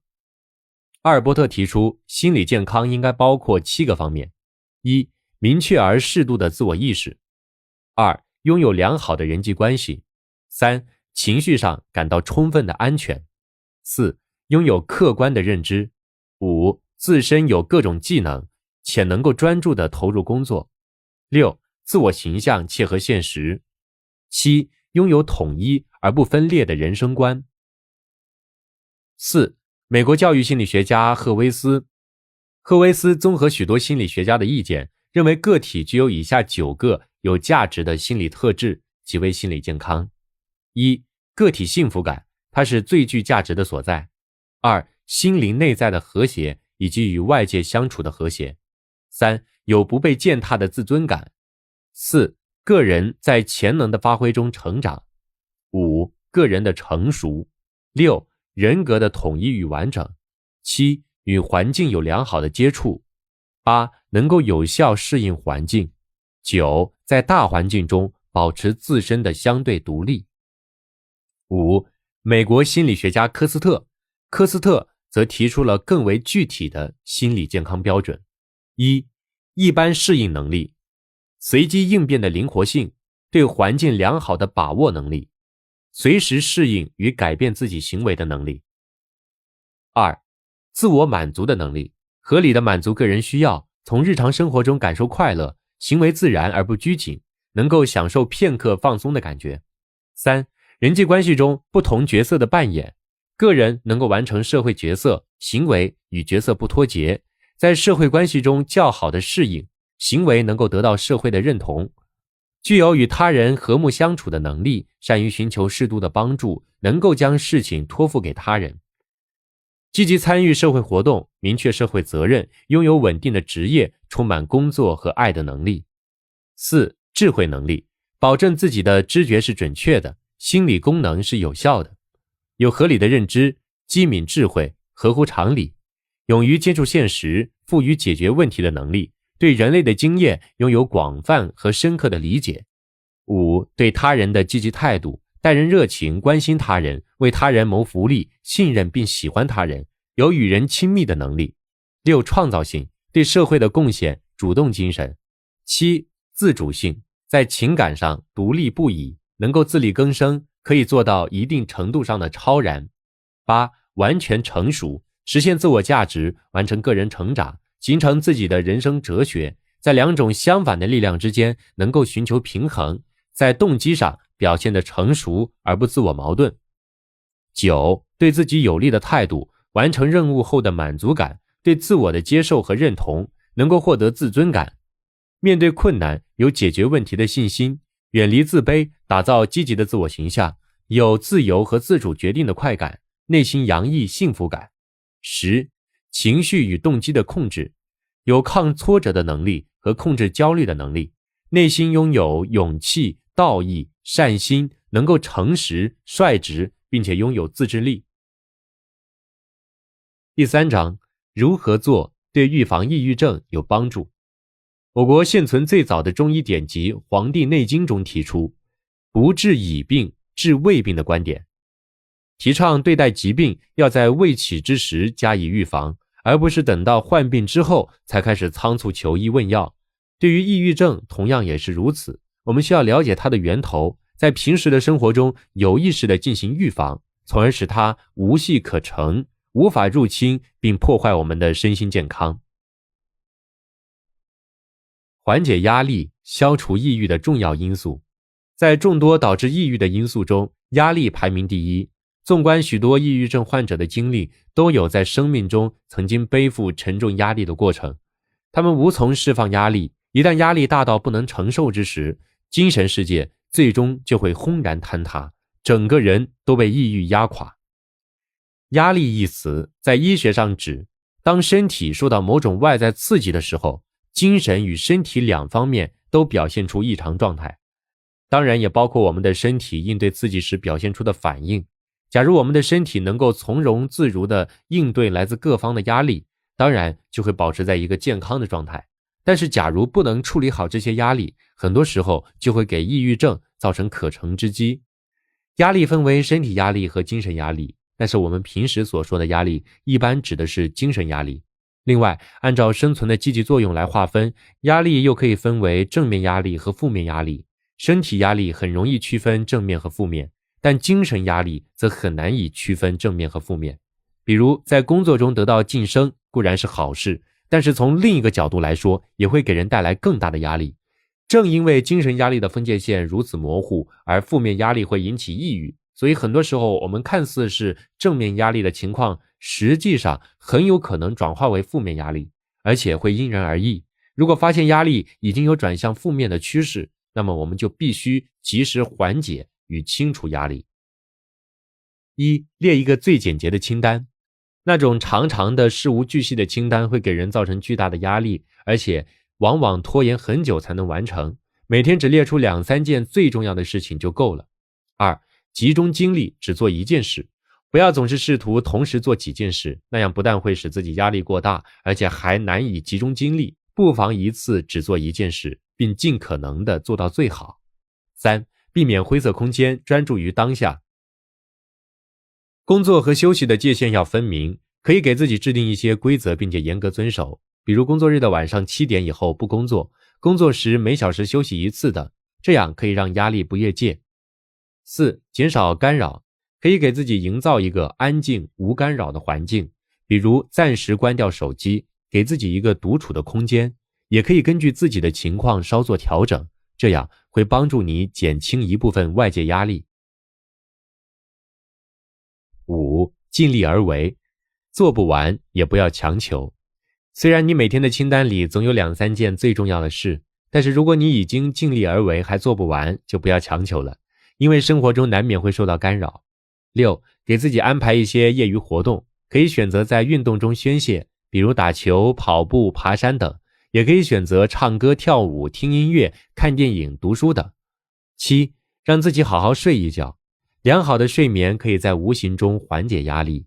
如果某段时间你感觉特别疲惫，压力大到喘不过气来，那么你可以找一个机会让自己好好的睡一觉，醒来之后会感到久违的轻松。8. 向他人倾诉，你也可以选择向他人倾诉，将心中的苦闷说出来，这也是一种宣泄的方法。但是有一个前提哦，倾听的人必须有足够的智慧和能量，否则你会发现对方无力帮你排解，最终大失所望。劳逸结合，休息和工作同样重要。有些人会因为做着自己讨厌的工作而情绪低落，进而陷入抑郁，这是比较常见的现象。但是也有一部分人，他们觉得工作很快乐，即便牺牲休息的时间也会拼命工作。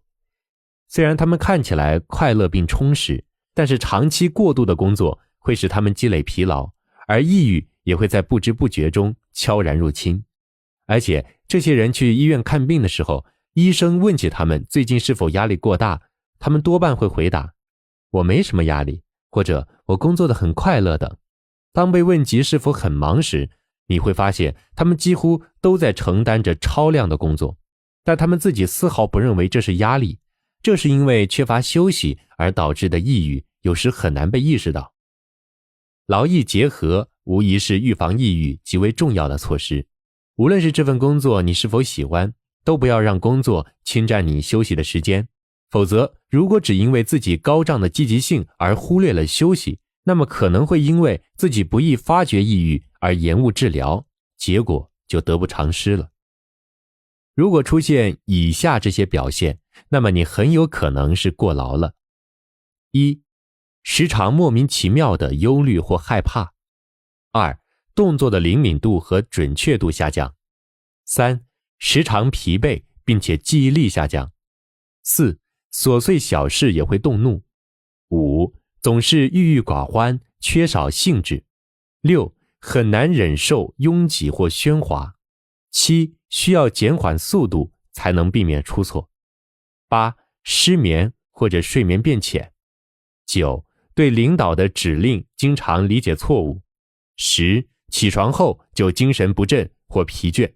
以上这些表现就是在提醒你，你应该休息一下了。关于如何平衡工作和休息，心理学家们给出了以下几个具体的建议。1. 享受生活瞬间的乐趣。学会留意生活中一些日常的瞬间，比如孩子素质的点滴提高，太阳落山时余晖的美丽，身边小狗憨态可掬的模样等等，这些都会使你发现生活中常常忽略的乐趣。2. 忘记你平日挂在嘴边的口头禅，比如工作是为了让家人生活得更好等。工作之前，先问问自己，是愿意以获得生活乐趣为目标而工作，还是接受长时间工作导致的家庭问题，认真权衡工作与日常生活的关系。3. 调节自己的认知，很多时候忽略休息而一味沉醉于工作，是过于强烈的事业心和责任感而导致的，因此不必将对自己的期望值调得过高，符合自己的实际情况就好。而且工作并不是唯一的人生价值所在。4. 有意识地减轻工作压力，列出一份工作日程，分出哪些可以暂时放弃，哪些可以合作或交由他人完成，哪些必须由自己亲自完成。分出任务的轻重缓急，有所取舍，才能减轻工作压力。5. 丰富自己的业余生活，给自己安排一些与工作无关的业余活动，结交一些非工作圈内的朋友，也是一种很好的调节。总之，避免过劳要做到7慢：慢工作、慢餐饮、慢读书、慢休闲、慢享受、慢旅行、慢运动。慢下来，用心感受生活，给自己留出休息时间，也是一味避免抑郁的良药。稳定情绪，大悲大喜都是抑郁症的诱因。我们知道，在遇到悲伤的事情的时候，比如亲人去世、失恋、失业等，人会陷入巨大的悲伤而被抑郁心理纠缠。但是很少有人知道，其实大喜过望也会诱发抑郁症。比如升职、结婚、生育、买房等，这些平时看起来是好事的事情，也同样会成为抑郁症的起因。可能大家听说过范进中举的故事。范进参加科举考试，屡试不中，后来一次偶然的机会考中举人。得知这个消息，他竟然高兴地发了疯。这虽然不是抑郁症，但足以证明在听到喜讯的时候，如果不控制自己的情绪，很可能会因为情绪的波动而扰乱心智。大喜之后莫名其妙的情绪低落，这在心理学上称之为钟摆效应。它指的是人们在某种心理活动的刺激之下，情绪体验等级越高，就越容易向对立面转化，犹如钟摆摆出一定幅度之后，就会反向摆出同样的幅度。这就可以解释在异常兴奋过后，为什么人会突然产生一种莫名的沮丧感了。每个人都会体验到钟摆效应，但是如果自己没有察觉，就很有可能会被情绪左右，从而跌入抑郁的深谷。那么我们应该如何规避钟摆效应，无论是在大喜还是大悲面前，都能保持稳定的情绪呢？一、保证心态的平和。人生不会总是一帆风顺，但也不会一直停滞谷底。当你春风得意的时候，要想到有一天会有生活不如意的时候，而当逆境中挣扎的时候，你要告诉自己总会否极泰来。二、保持体验人生的开放心态。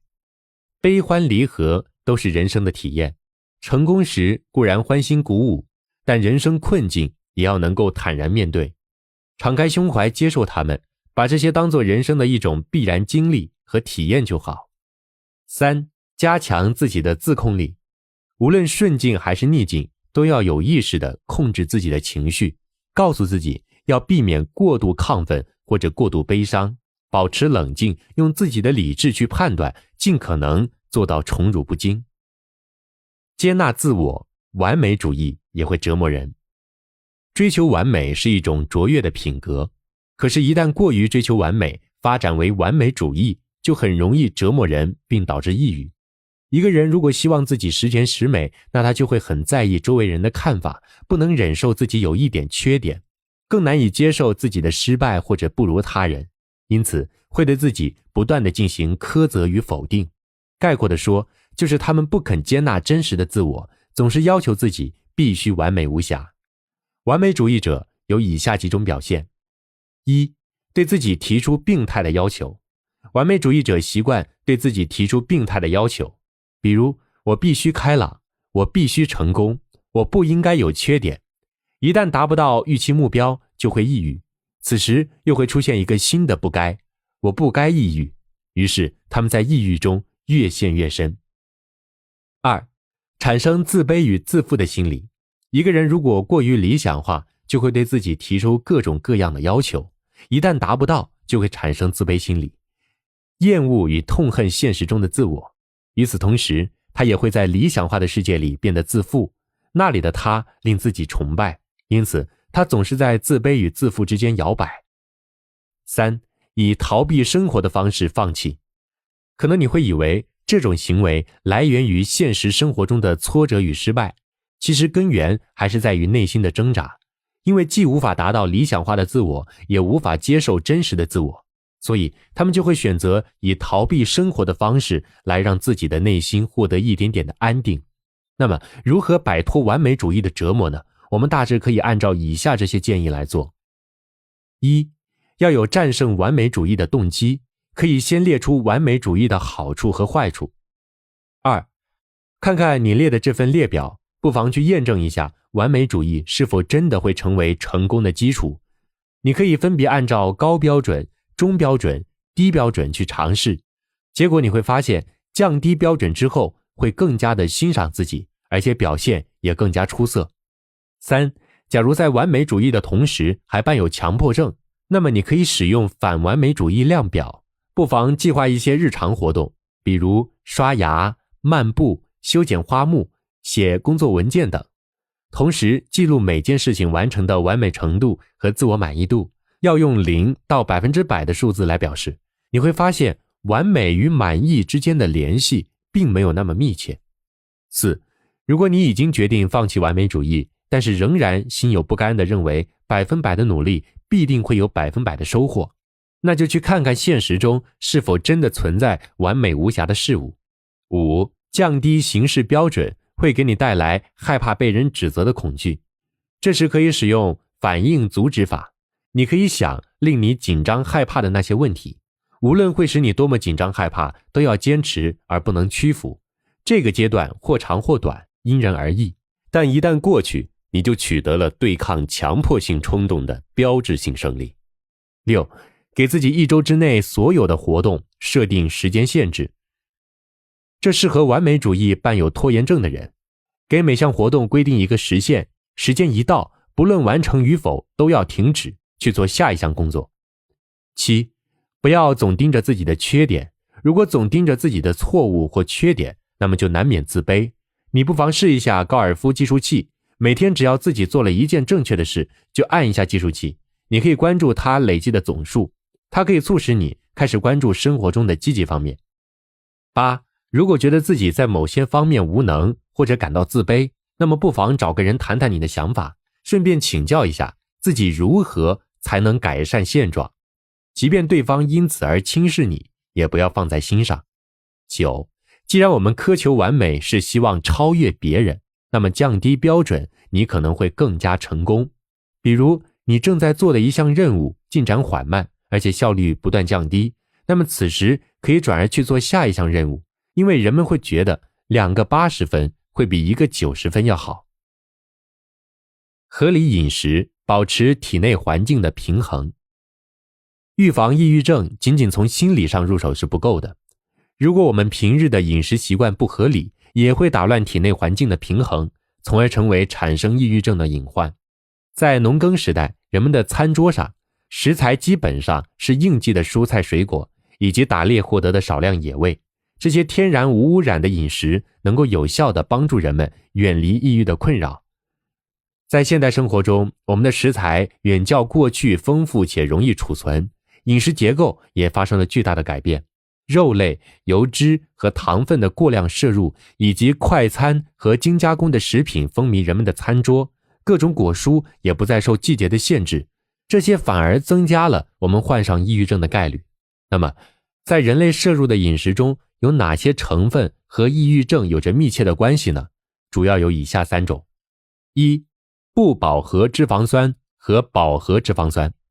不饱和脂肪酸对大脑的健康及情绪行为的健康都有着不言而喻的重要性。它主要来源于绿叶或者其他深色植物、鱼类、坚果等。比如我们平时吃的葵花籽就含有大量的不饱和脂肪酸。这里我们要注意，如果是人工饲养或者喂食谷物饲料的鱼类，那就排除在外了。动物的肉类脂肪是否为不饱和脂肪酸，要看它的食物来源。如果是以植物为食，那么大部分都是不饱和脂肪酸。反之，如果以谷物或者其他植物的种子为食，则是饱和脂肪酸居多。而饱和脂肪酸如果在血液中比重过高，很容易导致心血管堵塞，引发心脑血管疾病。饱和脂肪酸主要来源于谷饲动物脂肪中，现代餐桌上几乎到处都有它的身影，因此我们很多时候饱和脂肪酸的摄入是过量的。这种状况导致许多的人体内饱和脂肪酸和不饱和脂肪酸比例失衡，而美国更甚，他们饱和脂肪酸的摄入量已经是人体所需的16倍，而不饱和脂肪酸的缺乏会导致血清素功能失效，多巴胺无法激活大脑左侧额叶皮质的活动，很难唤起好心情。饱和脂肪酸过多又会引发慢性炎症，同样会遏制血清素与额叶皮质的活动，最终加深抑郁。有研究表明，人体内饱和脂肪酸与不饱和脂肪酸的比例控制在1:3以下的时候处于平衡状态，会有很明显的抗抑郁效果，有利于大脑健康。而我们怎样调整饮食结构使它们恢复平衡呢？有以下几种方式。1. 日常饮食尽量选择天然健康的食品，此外也可以适当增加膳食补充剂，比如来源可靠的鱼油。2. 肉类要选择草饲料喂养的动物，多吃鸡胸肉或鱼肉。3. 远离油炸、烘焙食品等高油高糖食品。4. 条件允许的情况下，建议使用橄榄油或椰子油。5. 拒绝人造反式脂肪，要选择真正的黄油。6. 选择应季的食物，尤其是绿叶蔬菜。2. 糖分。如今慢性疾病的发病率大大提升，包括糖尿病、高胆固醇、心脏病、阿尔茨海默病、哮喘、关节炎、中风、系统性红斑狼疮、纤维肌痛综合征等。这些慢性疾病会影响大脑中的血清素发挥作用，从而成为引发抑郁的关键。在导致慢性疾病的原因中，糖分摄入过量是不容忽视的原因之一。糖分会让大脑迅速得到满足，因此也很容易导致上瘾，并且它也会扰乱我们体内的葡萄糖循环，使我们增加对糖分的需求，进而形成一个难以摆脱的恶性循环。假如你发现自己对糖的需求已经无法控制，那么可以尝试一下这些简单的方法。一、强烈想要吃糖时，尽量以低糖水果替代。二、蜂蜜是糖的良好替代品。三、黑巧克力可以满足人们对糖的强烈渴求。四、尽量摄取甜叶菊、木糖醇等自然糖分。五、留心食品说明，避免摄入添加剂类的糖分。三、B 族维生素。B 族维生素也是和抑郁症相关的营养素之一，尤其是维生素 B1、维生素 B3、维生素 B6、维生素 B12 以及叶酸。人一旦缺乏 B 族维生素，就可能会产生焦虑或者抑郁。有些人通过服用复合维生素来补充 B 族维生素，但是因为复合维生素或者日常饮食中的 B 族维生素含量可能无法满足我们身体的需求量，所以我们需要保证每周至少要吃3种深色蔬菜。此外，大部分人可以从肉类中获取维生素 B12， 但是素食主义者则需要额外补充维生素 B12。抑郁自助小屋。预防抑郁症要遵守9条原则。我们都不希望自己被抑郁症困扰，这就需要我们能够经常对自己客观分析。如果曾经陷入抑郁症的话，那么就需要找出自己的抑郁根源的所在。在抑郁症想要卷土重来的时候，能有提前应对的方案，真正做到未雨绸缪。抑郁症的诱因其实就藏身在我们日常生活的点滴当中，一直都在伺机侵入我们的心灵。因此，下面我们来说说预防抑郁症要遵守的9条原则。一、工作上量力而为，不要勉强自己超负荷运作。有的人认真严谨，工作勤恳踏实，于是能者多劳，他们总会承担过多的任务。当然，也不是说能够完成超量的工作是坏事，但是一定要有个限度，不能无休止地承担接踵而来的工作，否则疲劳度也会爆表。如果在限度之内，这倒也可以作为一种良性的刺激，会让人感受到工作的意义及实现自我的价值。然而一旦工作量超过了个人可以承受的限度，就会过早的透支精力，而导致身心疲惫。因此，勉强自己超负荷运作其实是一种得不偿失的做法。如果忙到透不过气，就有意识的给自己放个假去休息一段时间吧。很多人被问到什么时候去休假，回答往往是等有空的时候吧。实际上，空余时间还是需要自己去寻找的，而且如果忙得没有丝毫时间休息，这对于工作效率本身也会带来消极影响。我们不一定非要等到工作不忙的时候才去休息，工作太忙的时候也可以有意识的给自己放个假，这样才能让自己充满活力的投入繁忙的工作中。二、试一试改变自己的生活态度。每个人都有自己的性格，也有各自不同的生活态度，我们不要去否定这种差异，而是要以开放包容的心态去接受它。不妨试一试，灵活地接受与自己不同的生活态度，并且适当地改变一下自己，那样你会发现意料之外的轻松，世界因此在你眼中也会换一番模样。努力接受与自己认知不同的事物，换一种心态来看世界，与差异柔软的共存，这样你会减少很多的烦恼。三、一定不要让自己缺乏睡眠。保证充足的睡眠，就需要我们的生活有规律。虽然有规律的生活看似每天都在重复同样的事情，但是并不必那样死板，不需要精确到1分不差，入睡早一点或者晚一点都不必过分担心。如果失眠的状况持续了很久，那么就需要向专业人士求助了，千万不要依赖酒精来入睡，否则会让自己陷入恶性循环的。四、不要因完美主义跟自己过不去。完美主义在工作上并非一件坏事，但是毕竟没有人能够做到十全十美。如果自己是一个完美主义者，那不妨试着想一想，假如做不到完美会怎么样？其实后果往往不会有想象中的那么严重。就算是工作中犯了错误，在整个人生长河里也不过是一个不起眼的小漩涡。5. 工作目标太高，不妨适当的降低一下。当自己设定的目标和现实之间存在巨大的反差的时候，压力就会产生。假如是因为自己将目标定得太高而感到疲惫，不妨适当的降低一下。当做事不顺利的时候，可以试着换一种方法，也许在这个过程中，你自然就降低了自己的目标。6. 一定要保证拥有完全属于自己的时间。现在很多人都是为了事业、家人而拼命努力，结果在不知不觉中给自己积累了过多的压力，到最后可能反而伤害了自己的健康，并且不可避免地给家人或同事增加了麻烦。因此，一定要保证拥有完全属于你自己的时间，让自己有足够的空间去休息和放松。这其实并不仅仅是为你自己着想，也是为了你身边的人着想。7. 自己照顾好自己的健康。人作为一种群居生物，在日常生活中总会互相支持，但是在健康这方面，不论是亲人还是朋友，都不可能代替你来照顾你的健康。因为只有你自己最清楚自己的身心状况，也只有你自己才能够更好地管理你的日常生活，倾听你的身心发出的极为细微的反馈。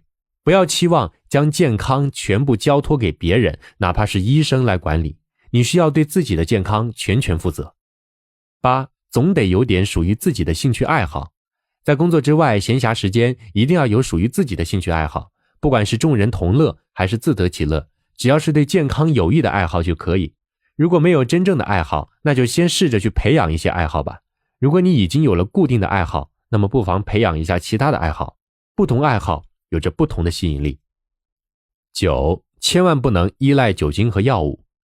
有很多人借酒浇愁，虽然酒精确实能够在一定程度上消除压力，有的药物也有这样的作用，但是类似于酒精这样会让人产生依赖性的东西，我们不要对它抱有期待，毕竟酒精之后你依然要面对痛苦。我们不如去寻找其他解决办法，不能认为不喝酒不吃药就解决不了问题。转换一下思维，或许你会豁然开朗。当然，假如自己确定无法很好的处理情绪问题，那么请不要犹豫，一定要立刻去请求心理医生的帮助。第4章，患有抑郁症的人不要自暴自弃。有人说，抑郁就像一条黑狗，会一直跟随你，咬住你不放。这非常形象地描述了抑郁者如影随形的痛苦。如果已经深陷抑郁之中，你是否有勇气摆脱它？亦或是觉得在这个泥潭里越挣扎反而会越陷越深，最终放弃努力呢？其实在面对抑郁的时候，最可怕的事情莫过于自暴自弃。在任何时候，抑郁症患者都不能放弃自救，同时要及时去医院用药治疗，并辅以心理治疗。正视抑郁症，不错失良机。电影《守望者》里讲述了一个荒诞的故事。有个人对医生说自己每天都很抑郁，觉得活得疲惫不堪，而生活又如此残酷，自己只能孤零零地面对这个充满威胁的世界。医生听后不以为意地说道：这里有一个很简单的药方，今天晚上最伟大的小丑帕格里亚奇将会在剧场演出，建议你去看看，相信他的演出会让你的心情好转。但是这个人听后失声痛哭说：可是医生，我就是帕格里亚奇。相信很多人听完这个故事都会感慨万分，其实抑郁症离我们并不遥远，每个人都可能被他困扰，甚至连帕格里亚奇这样给世人带来欢乐的小丑也深受他的困扰。但与此同时，因为人们对抑郁症的认识不足，有很多抑郁者并没有得到有效的帮助。再者，很多抑郁者对此有羞耻感，认为他见不得人，或者认为这是懦弱的人才会得上的病，对此怀有抵触的心理，并采取回避的态度，或者认为自己咬牙坚持过去就会好转。总而言之，他们都不愿正视抑郁的现实，这也导致了很多时候他们错失了治疗抑郁症的良机。想要正视抑郁症，我们就需要理清一些误区。误区1，抑郁的人是自己想不开。很多人都觉得抑郁的人比较矫情，属于当事人没事瞎想，结果想不开找来的病。他们认为抑郁者自己想开了自然就好了，不用接受任何治疗。实际上，抑郁的起因并不这么简单，它是生理、心理、社会等多种因素长期合力的结果。因为不是单纯只有心理因素，所以仅仅让患者自己想开了是不够的。误区2，抑郁的人多半意志不坚定。很多人认为抑郁是人情感脆弱、缺乏意志力的表现。实际上，抑郁的发展是分阶段的，最开始只是一种情绪，但如果不加以有效调节，就会日益加重，最后发展为抑郁症。随着程度日益加重，抑郁者的大脑中会发生生物化学反应。此时虽然当事人心里尚如明镜，但已经身不由己，意志力很难起到作用了。误区3，开朗乐观的人不会抑郁。很多人一想到抑郁，脑海里就会浮现出一张愁眉不展、郁郁寡欢的脸，习惯性地认为开朗的人与抑郁无缘。实际上，抑郁与一个人的性格并没有必然的联系。有这样一部分抑郁者，他们平时在人前笑意盈盈，一副乐天派的样子，但是这种笑的背后隐藏着内心真实的苦涩或伤痛。他们的笑是为了工作、礼仪等原因而表现出来的。这种抑郁又叫做微笑抑郁症。误区4，服用抗抑郁药会上瘾并损害大脑。有些人拒绝用药物来治疗抑郁症，认为这些药物类似于兴奋剂，服用后会上瘾，会降低智力，伤害大脑。其实抗抑郁药与兴奋剂没有关系，也并没有依赖性，很难上瘾。相反，倒是有一些抗抑郁药起效后带来的不适，会让人有停药的冲动。而且现在已经研发出了许多新型的抗抑郁药，它们很安全，副作用也很小，甚至也适用于老年和青少年群体。了解了上述误区之后，我们会意识到，对于抑郁症其实没有必要讳疾忌医，而且得了抑郁症并不是一件羞于启齿的事情，其责任大部分并不在于我们自身，而是许多因素综合作用的结果。因此，我们不妨正视抑郁症，认识到它的产生很自然，并且抓住治疗的最佳时机，以免拖延时日，反而加重病情。纠正扭曲的认知。人在感受到压力的时候，头脑中往往会自动跳出许多扭曲的想法，歪曲对事物原本正确的认识，如反正我说了也不能改变什么，就算做了也没用等等。如果能够纠正这些扭曲的认知，那么我们的心情也会得以放松，有利于抑郁症情况的改善。抑郁者会产生的扭曲认知一般来说有以下10种。1，非黑即白。在感受到痛苦程度增加时，人会失去心理上的空间，持有一种过度执着的想法，倾向于用一种黑白分明的极端标准来评价自己，而无法接受事物之间还有灰色地带的存在。比如一位企业家会因为失去一笔重要订单而对自己说，我现在全完了。这种认知扭曲背后是完美主义在作祟，它使你拒绝任何的不完美和错误，因为它们会让你觉得自己毫无价值。实际上，生活中非此即彼的情况很少，没有绝对的好与坏，因此这种绝对化的认知是与现实不符的。无论你做什么，都无法达到自己绝对化的期望。纠正方法，你可以用自问自答的方式，比如这个世界真的有完美的事物吗？世上的事物真的都能分出黑白吗？等。你可以找一个安静的地方，通过独自口述或笔述来完成这个过程。此外，也可以告诉自己，虽然现实距离自己期望的目标尚远，但是正在脚踏实地的一步步接近，只要一件一件完成该做的事，完成度就会稳步提升。2，以偏概全。当人的心情处于强烈痛苦和黑暗中时，一次失败的经历就会让他感到前途一片黑暗，于是会认为我做什么都不顺，我这一生注定要倒霉等。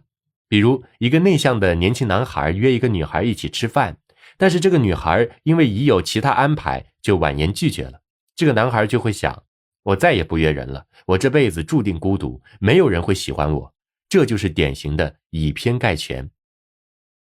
纠正方法，其实你总结一下就会发现，相同的随机事件在你的人生中只会出现几次，这些不过是小概率事件，大可不必为此而一叶障目。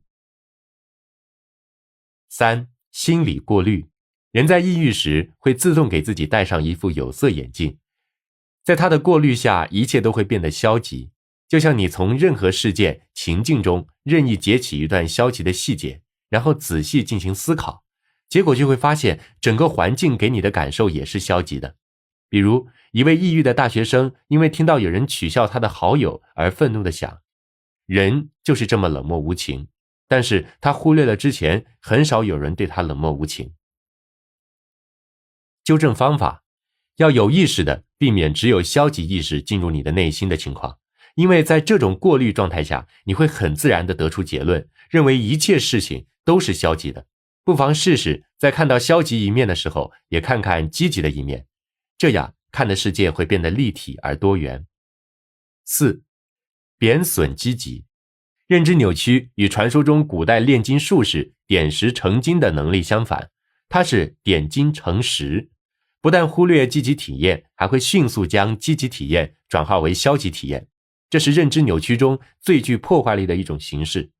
比如有人夸赞或恭维你的时候，你会想，不过是逢场作戏罢了，这无异于给自己泼了一盆冷水。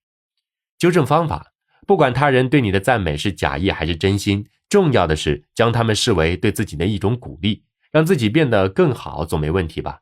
他人有何种目的，未必就真正影响了我们的发展和完善，重要的是善于从中汲取力量。5. 结论跳跃。虽然周围的事实并不支持这种消极结论，但是思维会因为你的武断而跳跃到这上面来。比较有代表性的就是读心术和先知错误。关于读心术，举个简单的例子，你和一位熟悉的朋友擦肩而过，他没有和你打招呼，于是你就开始想，一定是我做了什么不好的事情让他讨厌我了。从此你再也没有理这位朋友，但是后来才知道，那天他是真的没有注意到你。这就是不调查事情的真相，只凭别人的反应得出结论的后果。先知错误则是总预言有一些不好的事情要发生，尽管这并不是真的。就像有一位抑郁者对人讲，我预感到我的抑郁症将会一直持续下去，于是他有了放弃治疗的想法，但是之后的治疗其实很成功。纠正方法，对于一件事情不要轻易的下结论，试着去进行深入的了解，也许事情并没有你想象的那么糟糕，只是一场误会。6. 夸大与缩小，或者是不合理的夸大事情，或者是不合理的缩小事情，都是认知扭曲。前者是夸大自己的错误，太可怕了，我犯了一个错误，这下流言蜚语要满天飞了。后者则是对自己的优点不屑一顾，我根本就没有他们说的那么好，我在这件事上起到的作用是微不足道的。纠正方法，正视自己，取得成功时为自己高兴，并且从中总结经验，增强自信，告诉自己下一步能够做得更好。出现问题时可以汲取教训，告诉自己下一次要避开这些错误，吃一堑长一智。当然，这种反思最好能够在自己心情愉悦的时候进行。7. 情绪化推理，将自己的情绪当作事实的依据，比如我感觉自己一无是处，那就一无是处。当这种扭曲的情绪被误认为是事实的时候，你的判断就会出现错误。这种认知扭曲还会导致做事拖延，比如当天没有整理房间，你会告诉自己，一想到乱糟糟的房子我就烦得要命，看来我是很难将屋子整理得井井有条了。然后过了很久，你把屋子收拾得很干净整洁，这说明这件事情并不难，只不过你之前用自己的感觉欺骗了自己。纠正方法，当消极的情绪扰乱你的认知的时候，不妨告诉自己，这只是我的心情不好，试着去做，事情也许并没有那么难。然后在完成事情的过程中，用每一个细小环节的成就来给自己增加信心，不知不觉中你会发现这件事情居然已经大功告成了。8. 应该叙述，这是一种对事物过于强烈的坚持，比如人们对于某一个目标或者某一种理想过于坚持，于是在理想和现实出现冲突的时候，就会想，我的人生应该怎样才对，不该在这些事情上浪费时间等。这种高标准的理想会束缚他们，使得他们钻入牛角尖里出不来。纠正方法，明白喜欢与合适是两码事。试着问问自己，如果达到自己理想中的目标，是否真的会感到幸福快乐？虽然事情并未如愿以偿，但是是否有其他的方法可以让自己实现价值和感到幸福呢？倘若因为追逐理想而痛苦不堪，可以停下来问问自己，这件事是否超出了自己的能力范围。9. 乱贴标签。有些人喜欢贴标签，而且是用不准确的或情绪化的词语来贴标签。比如自己下棋输了，可能会说我生来就是个失败者，对待发怒的秘书称之为一个不合作的人等。这实际上将一个人的错误直接概括为这个人的整体形象，进而导致对己或对人时常产生敌意。这种贴标签也意味着给人本身塑造出一个消极的形象，而实际上人所做的任何事情都不能与人自身完全等同。任何一个人的生命都在不断的变动，而不是一成不变的。纠正方法：面对不如意的事情时，用发生了一件什么什么的事，而避免用某人是一个什么什么样的人这样的句式，以客观的描述代替情绪化的概括，从而避免对自己或对他人进行人身攻击。10. 罪责归己。很多时候，即使没有任何依据，你也会觉得自己应该为某件消极的事情负责，而实际上你并没有责任。比如一位咨询师可能因为自己的来访者没有达到预期的治疗效果而产生负罪感，他没能得到帮助是我的错，因为这是我的责任，我是一个不称职的咨询师。罪责归己会使你觉得整个世界的重量都压在你的肩膀上，但在日常的工作中，别人的所作所为最终还是由他们自己来承担后果，而不是你的责任。纠正方法：发生这种情况的时候，你可以试着问自己，一件事情的失败只是一个人的责任吗？我有失误，但是不是还有其他因素导致了失败呢？建立积极的核心信念。究竟什么是核心信念呢？可以将它解释为我们在早期生活经历的影响下形成的价值观、世界观等。它会使人们认为事情应该是什么样子，并指导和推动人们的生活。大多数人会拥有积极的核心信念，但抑郁的人会有消极的核心信念。比如一个人可能认为我自己是毫无价值的，那么他在生活中会更多的注意此类相关的信息，倾向于做出消极的解释。因此，如果希望走出抑郁，那么就要努力打破自己消极的核心信念，建立起积极的核心信念，如此才能像哈利一样获得那道强大无比的守护神咒，让抑郁纷纷溃败。核心信念的形成始于婴儿期，而且常常是代代传递的，因此核心信念的建立是不容忽视的，一旦建立，往往会在之后漫长的岁月里爆发出惊人的力量。如果一个人时常被人批评做得不好或者愚蠢无用，那么与之相关联的情感一般就会是消极的，进而就会建立起消极的核心信念。如果时常有人不断重复那些话，消极的核心信念就会被进一步强化，并且很难将其从头脑中驱逐。此时我们就需要努力驱逐头脑中的消极核心信念，并在此基础上重建积极的核心信念。具体应该怎么做呢？1. 检验头脑中消极的核心信念。即使童年的积极经历很少，也不意味着消极的核心信念要永远在我们头脑中扎根，相反，我们可以逐渐改变它。考验核心信念的正确性是一个好方法，因为我们需要质疑那些有害的信念。比如你认为自己是一个无用的人，那就需要先问问自己为什么会产生这种想法，有哪些证据可以给予支持，它的源头在什么地方等。很多时候这些信念其实是出自别人之口，而说话的人未必有准确的判断能力。我们还可以将自己平时生活中所做的事情罗列出来，这样足以证明自己并非一无是处。2. 试着将消极的核心信念向积极的核心信念转化。虽然消极的核心信念很顽固，但是如果你愿意为此付出时间，并且有改变的勇气与决心的话，就可以促成它向积极的核心信念转化，让自己成为一个乐观主义者。比如我们在小时候可能在父母发生争吵的时候会想快点躲起来，但是长大之后这种核心信念就应该被丢弃。我们要做的是由躲起来的消极逃避转化为留下来将事情讲清楚的积极面对与沟通解决。3. 通过咒语为自己建立积极的核心信念。既然有些消极的核心信念并非建立在事实依据的基础之上，那么积极的核心信念同样也是如此。为了摆脱消极的核心信念，我们有时需要逆流而上，比如我一定可以这样的咒语，可以反驳自己消极的核心信念，唤起大脑的共鸣。每当面对困难情境的时候，都可以使用类似的咒语，告诉自己事情并没有想象的那么糟糕，这样会帮助你积极地进行自我思考。抑郁自助小屋，听听心理专家的忠告。如果你发现自己或者身边的亲友有抑郁的倾向，大可不必过于惊慌，不妨首先从认知与心理上进行调整，然后积极配合医生治疗。这方面我们可以来听听心理专家给出的一些忠告。1. 不要总是归咎于自己。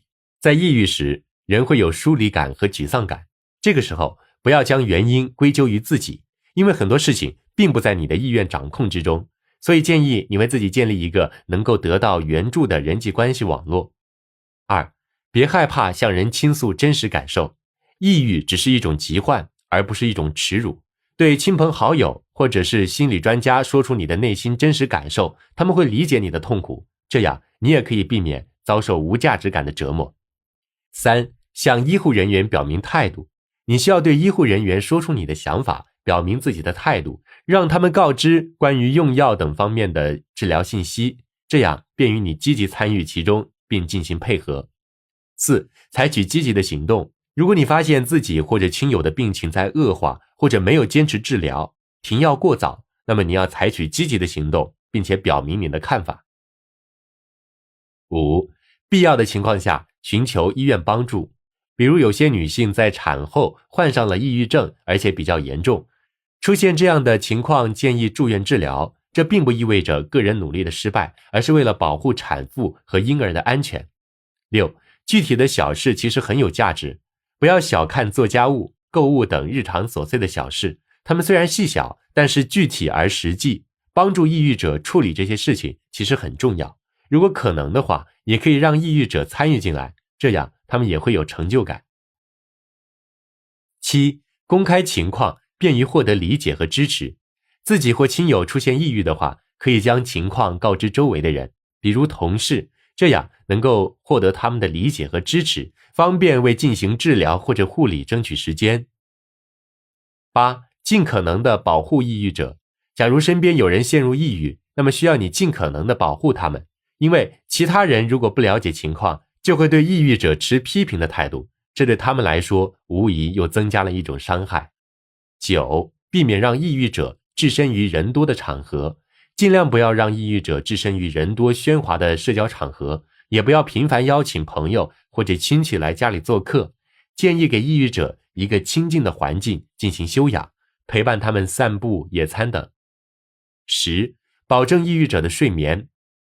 鉴于抑郁者常有睡眠障碍，所以在夜间尽量不要吵醒他们，这样可以保证他们的睡眠质量，以免使得他们因缺乏休息而加深抑郁。11. 别吝啬一句我爱你。虽然抑郁者的情感通道是堵塞的，但是我们仍然要不吝啬爱的表达，哪怕是一句平常的我爱你，至少会让他们知道自己不是在孤军奋战。第5章，日常心理调理法1，用行为训练扭转抑郁。走出抑郁仅仅靠心理咨询显然是不够的，因为我们某些错误的行为模式反过来又会强化错误的思维模式，所以从行为训练入手对扭转抑郁是有帮助的。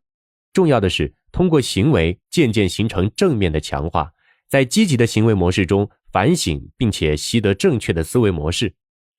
即仅仅靠想是不够的，扭转抑郁还需要我们在日常生活中行动起来。将目标化整为零。抑郁很多时候会剥夺人自主做事的能力，严重时甚至会达到需要卧床休息的程度。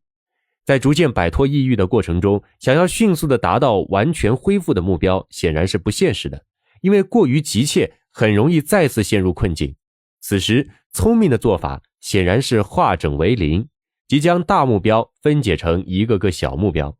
我们可以尝试从最基础的事情开始做，比如在抑郁极为严重的情况下，有的人可能只剩下洗脸的力气，那就不妨从洗脸开始做起，渐渐可以洗澡、打扫房间、晾晒衣服等，并且逐步提升自己做事情的难度。也许你还会对一个人出门散步感到恐慌，这时可以找一个人陪着你出去。当你在陪伴下走出家门之后，会发现原来事情是如此的简单，其实我可以做到。这些点点滴滴的成功会给你增加恢复的信心，但这是一个循序渐进的过程。有的人在抑郁之后闭门不出，康复后要重返社会，很难一下就进入职场，因为他一旦在工作中遇到人际关系方面的问题，便很容易对自己产生怀疑，我还是不行，从而失去自信，而身边的人也会对他失去信心，最终导致重回抑郁状态。像这种情况，可以先找一些社会服务性的工作作为过渡，这样既可以参加工作获得一点报酬，又能获得与人沟通交流的机会和经验，慢慢帮助抑郁者提高社会适应能力。在积累了一定的经验之后，就可以真正的进入职场，因为此时即便遭遇失败，也会有之前成功的经验提醒自己，使自己不致丧失自信，尽快从失败中站起来，重整旗鼓。综上所述，将目标化整为零，分解为一个个小目标来完成，这对于抑郁者来说是一个循序渐进的过程。虽然放弃自己远大的目标和理想会让人很难受，但必须将长远目标和短期目标分开，这样才能避免压力不断积累时自己濒于崩溃。毕竟再远的路也是一步一个脚印走出来的。榜样会给你坚持的力量。走出抑郁的另一种方法，就是看看和自己有着同样艰难处境的人是如何克服的，他们会给你树立良好的榜样，帮你找到坚持下去的力量。这在心理学上是有依据的。美国行为心理学家毕生做过这样一个实验，一个不喜欢甚至害怕狗的小孩子，如果看到同龄的小伙伴和狗亲近，并且玩得很开心，那么他也会慢慢的靠近并尝试触摸狗，渐渐地走出对狗的恐惧，与狗成为好朋友。也就是说，积极的情绪是可以传染的，也可以将其作为战胜负面情绪的一种思路，这就是我们所说的榜样的力量。比如，一个因为抑郁而闭门不出的年轻人，与和他有相似经历且已经成功走出抑郁的人接触交流，这些人的成功经验会赋予他们信心，进而战胜抑郁的乐观也会感染这个年轻人，这在某种程度上也是一种帮助。总之，和与自己有同样遭遇并且已经走出困境的人相处，是非常有利于走出抑郁的。故而，对于抑郁者来说，找到同病相怜的人很重要。在国外有一种组织叫做病友会，这是一种互助性的团体，由患有相同病症的人组成，大家在其中共同努力克服疾病所带来的困扰，而抑郁者组成的这种团体同样也不在少数。进入这种团体的抑郁者，当听到同伴说，之前我以为自己走不出来了，但现在真的感觉好多了，这类话的时候，他们会感觉在漆黑的心底照进一线光芒，从而信心倍增。此外，在国外的职场中，很多企业也建立了被称为顾问的咨询制度。在职场中，总有遇到挫败的人，或者难以平衡事业与家庭的人，他们都可以从经验丰富的前辈那里得到建议和指导。此时，这些前辈本身也会起到榜样的作用。而跳出我们周围生活的圈子，还有很多社会知名人士也可以作为走出抑郁的榜样。有一位知名主持人因为节目的收视率下降而抑郁，不得不辞职治疗，在亲人的陪伴下，终于走出了抑郁的阴霾。他说，自己心情烦躁的时候，会在家里看老电影，然后心情就会变得很平静。一位深受抑郁和癌症双重折磨的女作家，也深感抑郁比癌症更为可怕。她用文字记录了自己在抑郁时所受的痛苦，并鼓励人们多换位思考，不要去纠结自己心中的怨恨。其实，抑郁的本质无非就是自己内心的一场斗争，而在这场斗争中，有许多人无疑给我们树立了一个个良好的典范。看到他们曾经为抑郁所困扰并成功的走出来，我们也没有必要在抑郁面前气馁了。艰难的时候，别放弃意志。抑郁确实会让人的意志力变得薄弱，然而就在如漫漫长夜般的困境里，我们是否可以完全放弃意志上的坚持呢？显然不是的。抑郁者可能经常会听到这样的话：你总是这样逃避下去并不是办法，无论怎样痛苦都得面对现实。当我们在遇到麻烦的时候，痛苦和不安对身心的折磨确实是不断增加的，但是随着它渐渐到达巅峰期，这种痛苦感会慢慢开始走下坡路。就像一个人在痛苦中登顶之后，他会发现原来最难也不过如此。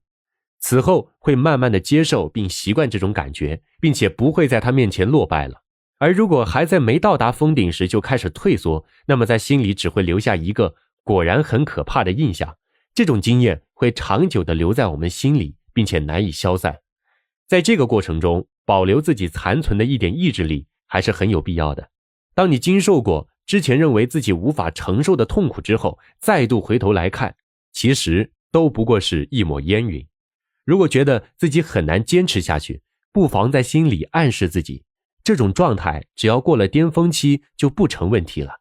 而研究同样也证明，这个方法对于一些难以治愈的战争后心理创伤有着更为显著的效果。大致操作过程是这样的：让受到伤害的人回到当时事发的地点接受治疗，并且回忆当时的场景。虽然当事人确实会感到极大的痛苦，但是如果坚持住，就会发现自己渐渐可以承受了，情绪也会渐渐变得稳定下来。但是这种方法必须有专业的人员协助指导，而且不适合在受伤害者事发不久时进行，否则很容易导致病情的恶化。我们在日常生活中不妨使用它来消除内心的恐慌。比如有些人害怕喧嚣拥挤的场合，在其中会感到恐惧和不安，甚至会感到呼吸困难、心悸等。如果这时因为不适便匆匆退去，那么这种症状显然难以改善。假如凭借最后的一点意志力忍耐1个小时，等到恐惧的巅峰过去之后，就会发现自己反而能比较平静地待在这样的场合了。因此，在尤为艰难的时候，我们不要放弃意志的最后一点力量。抑郁可能会让你觉得与人交际变得困难，但是假如你能试图忍耐并多加练习，那么慢慢的你就会习惯这种状况，抑郁程度也会得到减轻。使用这种方法的同时呢，还必须要注意的一点，就是要循序渐进，避免突然达到忍耐上限而让自己急速退步，产生再也不要尝试的想法，那样就适得其反了。同时要相信这种忍耐是有意义的，能够帮助自己改善现状，而不只是被动机械的去承受。写日记帮你审视自己的行为。当然，我们也需要时常对自己的行为进行评价，但是无论是谁，都无法保证自己对每一件事的评价都能恰如其分，难免有时过高，有时过低。对于目前取得的成功觉得不满足，勉励自己仍然要继续努力，这当然是没有问题的，因为它可以使人保持谦虚，戒骄戒躁。然而，在我们未处于抑郁状态时，对自己评价偏低不会带来问题。然而，在陷入抑郁状态的时候，我们会发现自己已经无力掌控局面，这样的想法会让问题更严重，给自己徒增痛苦。为了能够让自己客观地面对困境，我们不妨用写日记的方式，把发生的一切都记录下来，这样有利于我们对自己的行为进行审视。如果你长期保持着写日记的习惯，可能会发现自己很多的时候在遭遇同样的困境而不做任何记录的话，就容易使自己重蹈覆辙，而自己还全然的意识不到。因此，写日记可以避免我们重复做出令自己痛苦的行为。在感到痛苦的时候，内心的想法往往会偏向于应该是这样的极端结论。但是如果用自问自答的方式在日记中进行检讨，你会发现自己的想法是扭曲的，进而会改变自己的思维方式，减少内心的痛苦。以写日记来消除抑郁，是艾伦·贝克博士在20世纪70年代发明的一种方法，而且已经有数千名患者从中受益。其方法就是将每天的日常活动记录下来，可以分为4个步骤。一、通过写日记来了解自己每天的时间都花在什么地方。你可以将日记按小时分来，记录自己醒来之后做的事情，记得将自己做的每一件事都写进去。你在抑郁的时候，回顾每天自己写的日记，就会发现自己其实是在虚度光阴。通过这种方法，可以避免抑郁，使自己变得懒散。2、对自己的活动进行评价。给自己的日常活动进行打分，可以分为成功和快乐2个方面来评价。首先，你可以将自己感到极为困难的事情挑出来，比如早晨按时起床准备上班，可能这件事情对你来讲很困难，但是你这一次做到了，那么即使比平时晚了一点，你也应该给自己一个表扬，打上成功的标记。你可以用0到10来代表克服困难的程度。但是注意是在抑郁的状态下，比如特别困难的事情可以打8到10分。从这个方面评价完之后，你再将自己觉得快乐的事情挑出来，打上快乐的标记。比如看了一个很有趣的电视节目，或者通过泡澡放松，你可以给这项活动打4到6分。要注意一点，哪怕是一点特别微小的快乐，都要给予评分。3、解决从日记中发现的问题，减少使自己痛苦的行为，并且设法增加能使自己感到成功和快乐的事情的数量。当然，这里所说的痛苦和快乐的事，都是就你个人感受而言。4、制定今后的行动计划。在回顾了自己的日常活动日记之后，你可以做一个今后的行动计划，因为此时你比较清楚自己的实际情况，抑郁的想法不容易再迷惑你，所以你可以根据这些实际情况来做规划，知道自己日后的行动。在具体的行动计划方面，你可以参照下面的5条建议。1、多安排一些愉快的活动，比如和亲朋好友一起去郊游，或者是泡个澡放松一下。因为抑郁的人多半会觉得自己没有享受快乐的权利，甚至视享乐为一种罪过，而自己未能很好的完成工作的时候，这种念头会更加强烈。多看你的日记，会发现自己其实没有必要如此内疚。2、安排一些可以恢复精神的活动，比如修剪花草、遛狗、散步等。抑郁很多时候会让你感到疲惫不堪而不想活动，此时给自己安排一点日常的小节目，能帮助你恢复精力。当然，如果是体育运动就更有效果了。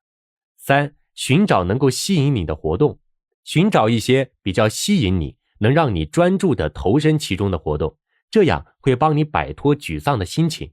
虽然可能只是暂时有效，但是也不妨试一试。比如你觉得自己难以集中精神去读书，可以转为浏览杂志、观看画展或者看一部电影。4、为自己定制一个日常时间表。抑郁的人往往处于迷茫的状态，生活缺少计划，你可以为自己制定一个日常的时间表，让自己每天都有事可做。有些人的生活日程过于死板，每天重复着同样的事情，那么可以考虑稍微调整一下日程，让生活变得更加丰富多彩一点。5、平衡生活中的责任与快乐。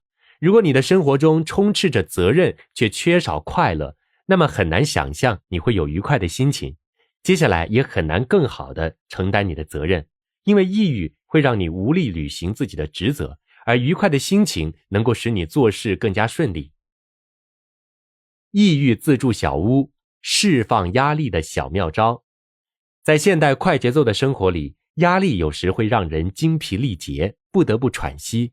为了不让身心俱疲，将我们拖进抑郁的深渊，我们就要学会合理的释放压力，让自己接下来可以轻装上阵。下面我们一起来看几个小妙招吧。1、放飞你的压力气球。这是一个能够帮你释放压力的小练习，使你在抑郁感到压力的环境下建立起自己新的反应机制。这个练习只需要2只气球和1支笔，假如你身边没有这些工具，也可以在想象中进行。1、先问自己几个问题，是什么原因给你带来了压力？是工作、家庭、人际关系、害怕衰老，还是其他问题？然后进行排序。2、现在找出影响自己最严重的那个压力因素，想一想自己通常会做出什么样的反应，想象着你把这些反应吹进第一只气球里。3. 用笔扎破这只气球，听着它的爆裂声，你心中那种惯常的压力也会随之而去。4. 现在吹起第二只气球，想象这只气球里装满了你的正能量，并且把你对待压力的新反应也写在气球上。5. 将气球放飞到空中，让它自己漂浮一会儿，此时让自己注视它，并充分地接收它的信息。6. 等到下一次再出现类似情况的时候，你可以想一想这只气球和它上面的信息，就不会茫然无措了。2. 向绿色寻求安慰。许多花草树木有令人精神放松的功能，这和绿色给人带来的心理安慰密不可分。当你觉得压力大的时候，可以盯着一棵树，在心里想象这棵树的根系在大地深处不断蔓延，树枝上栖息着一只可爱的小鸟。你可以先熟悉一下当地都有哪些树木，仔细研究一下它们的树叶的独特之处。具体的操作步骤如下： 1. 从家附近的公园、花园或者路边灌木丛里采集一些不同种类的树叶。 2. 仔细地观察每种树叶的形状、颜色与结构，可以将它们捧在手心，感受叶子本身的凉意及脉络。接下来以树叶为主题开始冥想。 3. 闭上眼睛，让树叶的气息沁入你的身心，通过触觉与嗅觉来分辨树叶的区别。 4. 把自己的注意力全部集中在树叶上，此时焦虑、抑郁等情绪会慢慢地从心里淡化。 5. 你还可以找来一本介绍植物的书，了解不同形状的树叶如何命名，在鉴别树叶的过程中做进一步的练习。以树叶作为开始，后续你还可以用花卉、贝壳、石头等进行类似的研究和训练。 3. 学习善良的艺术。善良所涵盖的范围很广，包括了爱、同情、理解、无私等，但前提是出于本心。善良正是我们幸福感的源头，而善良的艺术需要我们用一生的时间去学习。在日常生活中，你可以试着做以下练习。 1. 每周进行一次冥想，冥想的内容是你认识的人身上的优点，你可以先从喜欢的人开始，然后再延伸到不喜欢的人，等下一次遇到他们的时候，努力在脑海中回忆他们的这些优点。 2. 在路上和别人不期而遇的时候，要努力做出一些善意的举动，比如帮对方提一下手中的重物，请对方喝杯咖啡，友好的闲聊一会儿，不要用没有时间作为自己不去做这些事情的理由。 3. 送别人一些小礼物，度假或者出去旅游的时候，不妨多买一些小礼物，但不必特意为谁而买，可以随身携带，遇到合适的人的时候就送给对方，聊表心意。 4. 也许你会需要出去开会，遇到素不相识的人，那么要记得准备一些表示友好的话语，记得为他们给你留出时间等而表示感谢，带些饮料去开会也是不错的选择。第6章，日常心理调理法2，调整好人际关系。在与抑郁僵持的过程中，良好的人际关系是对我们一个强有力的支持，因为周围人的理解与支持会令我们平添走出抑郁的勇气，让我们意识到自己并非孤军奋战。健康平衡的人际关系也有利于我们合理的表达，而不是压抑自己，不在某些关系中完全迷失自己，而成为别人强加抑制的对象，这样会给自己减少很多压力。表达充分了，别人才会懂。抑郁往往来自于内心不断积聚的压力，而压力的来源之一就是我们过于在意对方的感受，却无法说出自己内心真实的想法，或者即便说了，对方却无法理解我们的用意。比如在日常的生活中，父母不了解孩子的真实想法，于是总是会重复一些孩子不想听的话，孩子则觉得自己的想法不受尊重，有一种被父母强加了某些意愿的反感心理，而究其原因，也有意愿表达不够充分的因素，于是便产生沟通的障碍，甚至引发许多误会和矛盾。日久天长，不满郁积于心，就很容易导致孩子变得抑郁。那么我们在日常的生活中应该注意哪些事项，才能充分地表达自己的想法，使对方理解我们的心思呢？一、预先进行自问自答。当你准备在别人面前发表自己见解的时候，不妨先给自己设定几个问题，然后自己给出答案。一旦对方真的这样问，你就这样回答，这样你就可以避免因为毫无准备而产生慌乱，或者避免对方反应过分强烈，使你措手不及，而使心情落入低谷。二、不要过度解读对方的言行，不要总是在心里做他为什么会这样之类的揣测，试图寻找对方所有言行的理由，是一件只会徒增烦恼而且没有必要的事情。毕竟很多时候对方的一些表现根本就是没有任何原因的。一个人如果缺乏自信，就会过分注意他人的言谈举止，但是这种注意如果只是为了消除自己内心的不安，就会将互相的沟通变成一种单向的表达。三、不要期望对方成为你肚子里的蛔虫。这种情况多见于女性，总是抱着即使我没说你也应该知道的想法，但是毕竟对方不是你肚子里的蛔虫啊，这样的期望显然是有些强人所难，这样会导致你无法把自己的想法顺利表达给对方，继而在自己内心积聚形成巨大的压力。四、表达具体的同时要简洁。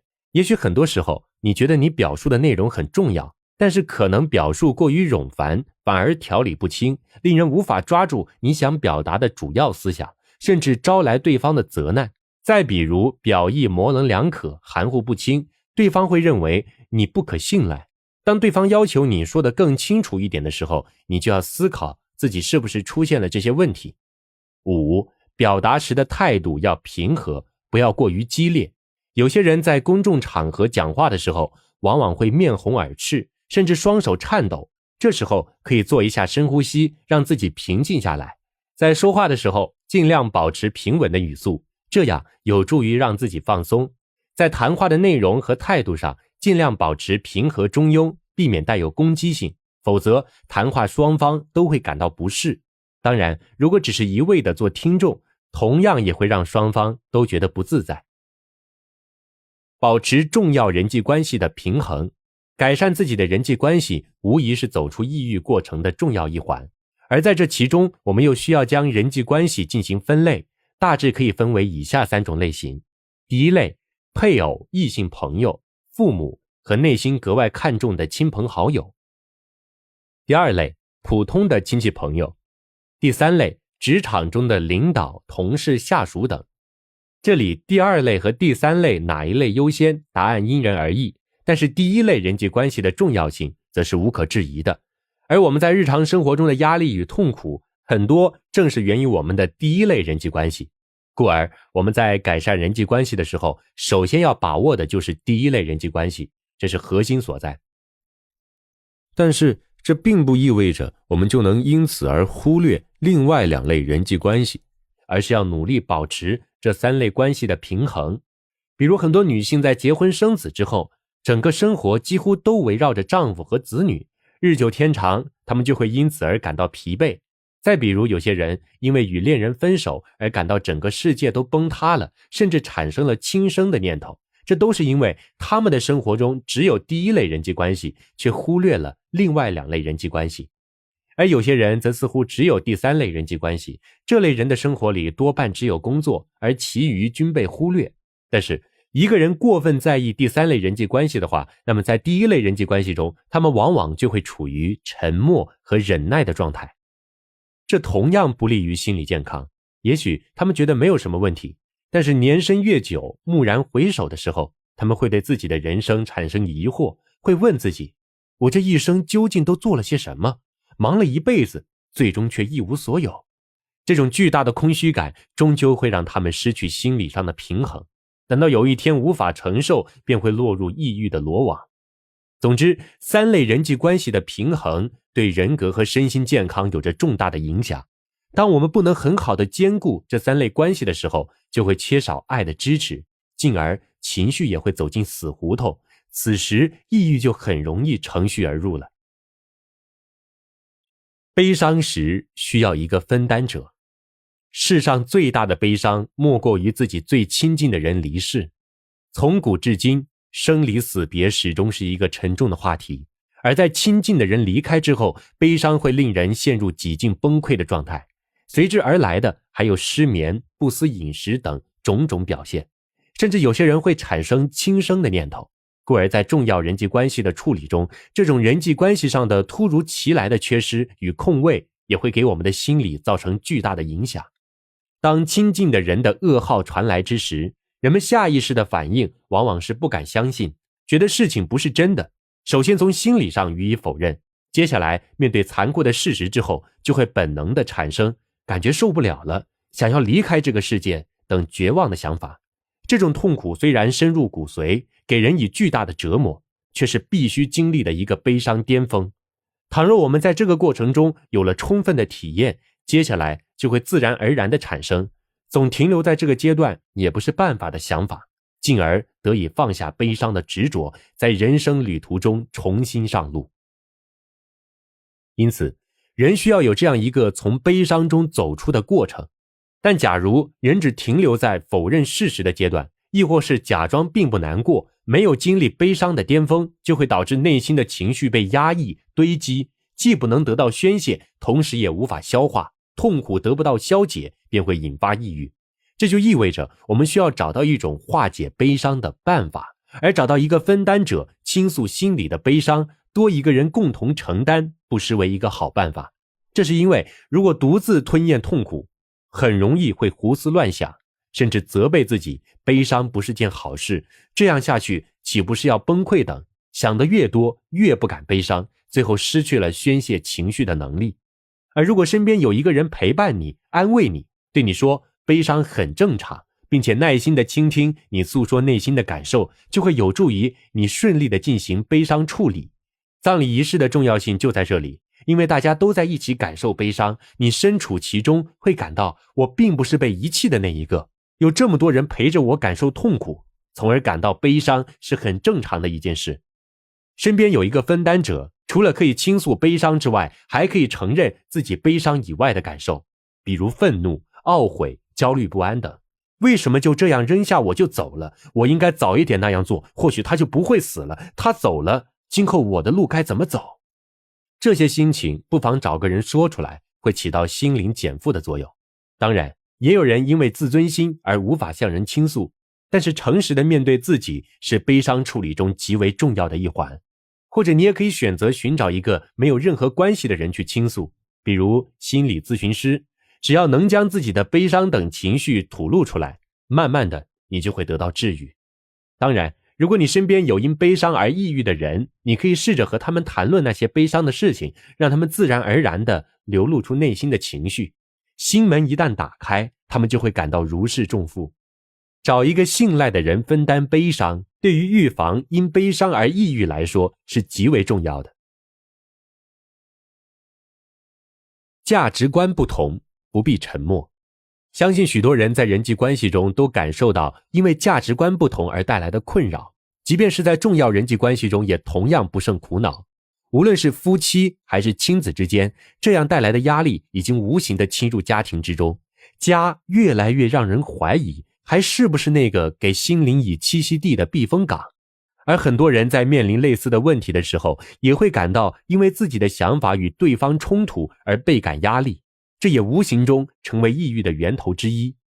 这种情况在生活中可谓屡见不鲜，比如丈夫想让妻子做全职太太，但妻子希望到社会上工作，或者是子女做出了恋爱抉择，父母却觉得极为不般配等。围绕这些问题，家庭成员之间往往会矛盾丛生，也许问题还没有解决，抑郁的隐患也就潜伏其间了。如果价值观不同，我们是否就一定要选择用沉默来避免冲突呢？显然不是，而且沉默有可能会适得其反。此时，双方沟通可以分为3种状态，我们可以根据不同的阶段采取不同的处理方式。1. 争执的状态。在这个阶段，双方处于彼此责怪、想法亟待扭转的状态。其实有争执恰恰说明对对方抱有期待，如果抓住时机，双方的关系还有望改善。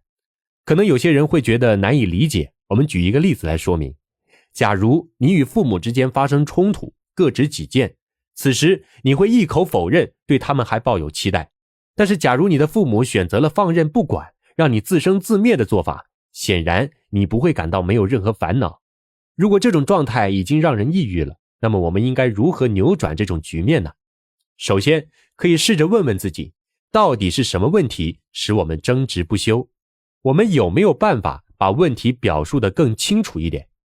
找到出现问题的地方是解决问题的第一步，但是在这个过程中要避免感情用事，不要让情绪扰乱了你的思考，而要集中注意力解决当下的问题。然后再问自己，是否双方都在为解决这个问题而焦虑？这样有助于将长期目标与短期目标分开。长期目标是消除彼此价值观的对立状态，而短期目标则是解决目前面临的这个问题。只要清楚争执的开端是双方的价值观不同而引发的，接下来彼此就会心平气和很多。当然，消除彼此价值观的差异并非易事，但是如果认识到这是一个长期的过程的话，我们就可以不必如此焦躁，而选择心平静气的去沟通就可以了。比如，丈夫不希望妻子出去工作，这很可能是他在传统家庭中成长而形成的价值观，而妻子想要改变他的这种看法，就需要去搜集一些资料，用具有说服力的证据证明自己出去工作是很合理的一件事情。虽然这可能会耗费时间与精力，但是只要坚持不懈，丈夫的想法总有一天会被改变。当然，在这个过程中，我们要注意，彼此需要采用合理有效的沟通方式。假如在沟通的过程中，一方使用了笨蛋、蠢货、白痴之类的词语，另一方就会因为觉得深受伤害而奋起反击。在这样的情况下，谈话往往会归于徒劳。正确的做法是，当意识到彼此被情绪冲昏头脑的时候，要及时的回归正题。我们的情绪好像太激动了，还是回到正题上来吧。如果能够做到这一步，相信接下来的沟通就会顺利很多。2. 半放弃的状态。在价值观不同的情况下产生的争执，除了彼此争吵不休的状态之外，还有一种状态近似于冷战，半放弃的状态。不论一方说什么，另一方都不想听，对于彼此关系的维系持半放弃的态度。比如，有一些情侣可能刚开始交往的时候沉浸在甜蜜的爱情之中，后来因为各种问题的出现，感情已经淡化，却因为习惯了在一起，害怕分开之后的寂寞而一直拖延下去。其实，保持这种不冷不热的关系，后期产生的问题会很严重。一旦因为无法维持而分手，内心就会萌生出一种这么长时间以来我究竟在做什么的疑惑，以及随之而来的空虚和懊悔，继而甚至会引发抑郁。当发现自己处于这种无意义的僵持状态之中时，你需要对这段关系重新进行审视。你可以列出彼此的共同点和差异点，比如当初两个人为何在一起，对未来有怎样的期待等。仔细地整理一下内心的想法，并且审视一下双方在沟通的时候是否采用了前面所说的合理有效的沟通方式，这样才可以冷静地去分析双方是否还有修复关系的可能。毕竟无视现实问题，最终是会自食苦果的。3. 无可挽回的状态。当你发现彼此的关系已经到了无法修复的地步，再无改善的可能时，那么为了不让彼此的行为继续失控并互相折磨，最好的选择就是适时的结束这段关系。有一对夫妇，他们婚后经常争吵，双方都承受了很大的压力，但是一直没有离婚。妻子决定和丈夫认真的讨论离婚这个问题。在冷静的交谈中，才发现原来他们俩真的不适合在一起。原因是她的丈夫是一个很不负责任的人，而她在以往的生活中一直对丈夫抱有很高的期待。此时她非常后悔，觉得自己虚度了人生。在这个例子中，妻子因为和丈夫进行了认真的交谈，认识到这段关系无法再继续下去，所以才下定决心结束痛苦的关系。如果没有充分的沟通，显然她还不能做出这个抉择。当然，这其中也需要有其他重要人际关系的支撑，比如父母或者知心好友等人给予建议，使她能够坚定自己的决心。再比如一个孩子，经常被父母强加自己的意志而抑郁，那么对这样的孩子来说，丰富父母之外的人际关系极为重要，也有利于他们避免深陷单一关系中而无力自拔。因此，要丰富自己周围的人际关系，在关键的时刻，这些人会给你一些建议，这一点无疑是极为重要的。总而言之，价值观不同的时候，不必保持沉默，即便是父母与子女之间，也要说出自己的真实感受。我们可以一起来看下面这个案例。李小姐毕业于著名高校，可谓是天之骄子，父母也一直视其为掌上明珠。她已经过了而立之年，但仍一心专注于事业，而未谈婚论嫁。但是有一天，李小姐突然向父母宣布，她要和一位经营花店的青年结婚。这对于父母来说，无疑是一个爆炸性的消息。毕竟父母一直以来对女儿的婚姻都抱有极高的期待，因此他们对此事极为不满。母亲每天给他打电话，以你这样的条件，为什么一定要找一个开花店的人结婚呢？我觉得我真是教育失败。这样的情况持续了1个月之后，李小姐因不胜困扰而陷入了抑郁。在这个案例中，母亲的话显然不得体，但是李小姐只是一昧忍耐，显然也是不当的做法。其实她可以这样对母亲说，我知道您的心情很焦虑，但是您说对我的教育很失败，这让我很难过。我希望您不要再这样说了。李小姐如果不对母亲说出自己的感受，她的抑郁只会更加严重。而在她向母亲说出了自己的想法之后，母亲了解了她，从而避免了再说类似的话。由此可见，即便对方是自己的母亲，我们也应该讲出自己的真实感受。在经过一番开诚布公的交流之后，李小姐的母亲渐渐能够冷静地反思自己的言谈，而李小姐也能够对母亲说出自己的真实想法了。她的母亲虽然有时候还是会说出类似的话，但是次数减少了很多，李小姐的抑郁也因此得到了减轻。我们不要因为价值观不同而保持沉默，否则最后积累的压力很容易让自己走向抑郁。让对方了解你的感受，相信他们也不会强人所难。角色转换后，当下也很好。我们生活在这个世界上，不停地经历着角色的转换，有的角色会让我们沉浸其中，有一种众星捧月的幸福感。然而如果有一天角色的转换给我们带来不适，此时压力的积累同样会给抑郁埋下隐患。我们可以将容易引发抑郁的角色转换分为以下几种。一、人生中的重大变故，比如亲人离世、婚姻破裂，或者是被单位解雇等。二、争相祝贺的变化，比如升职，当事人可能会因此而愈加繁忙劳累，感到责任更重，压力也更大。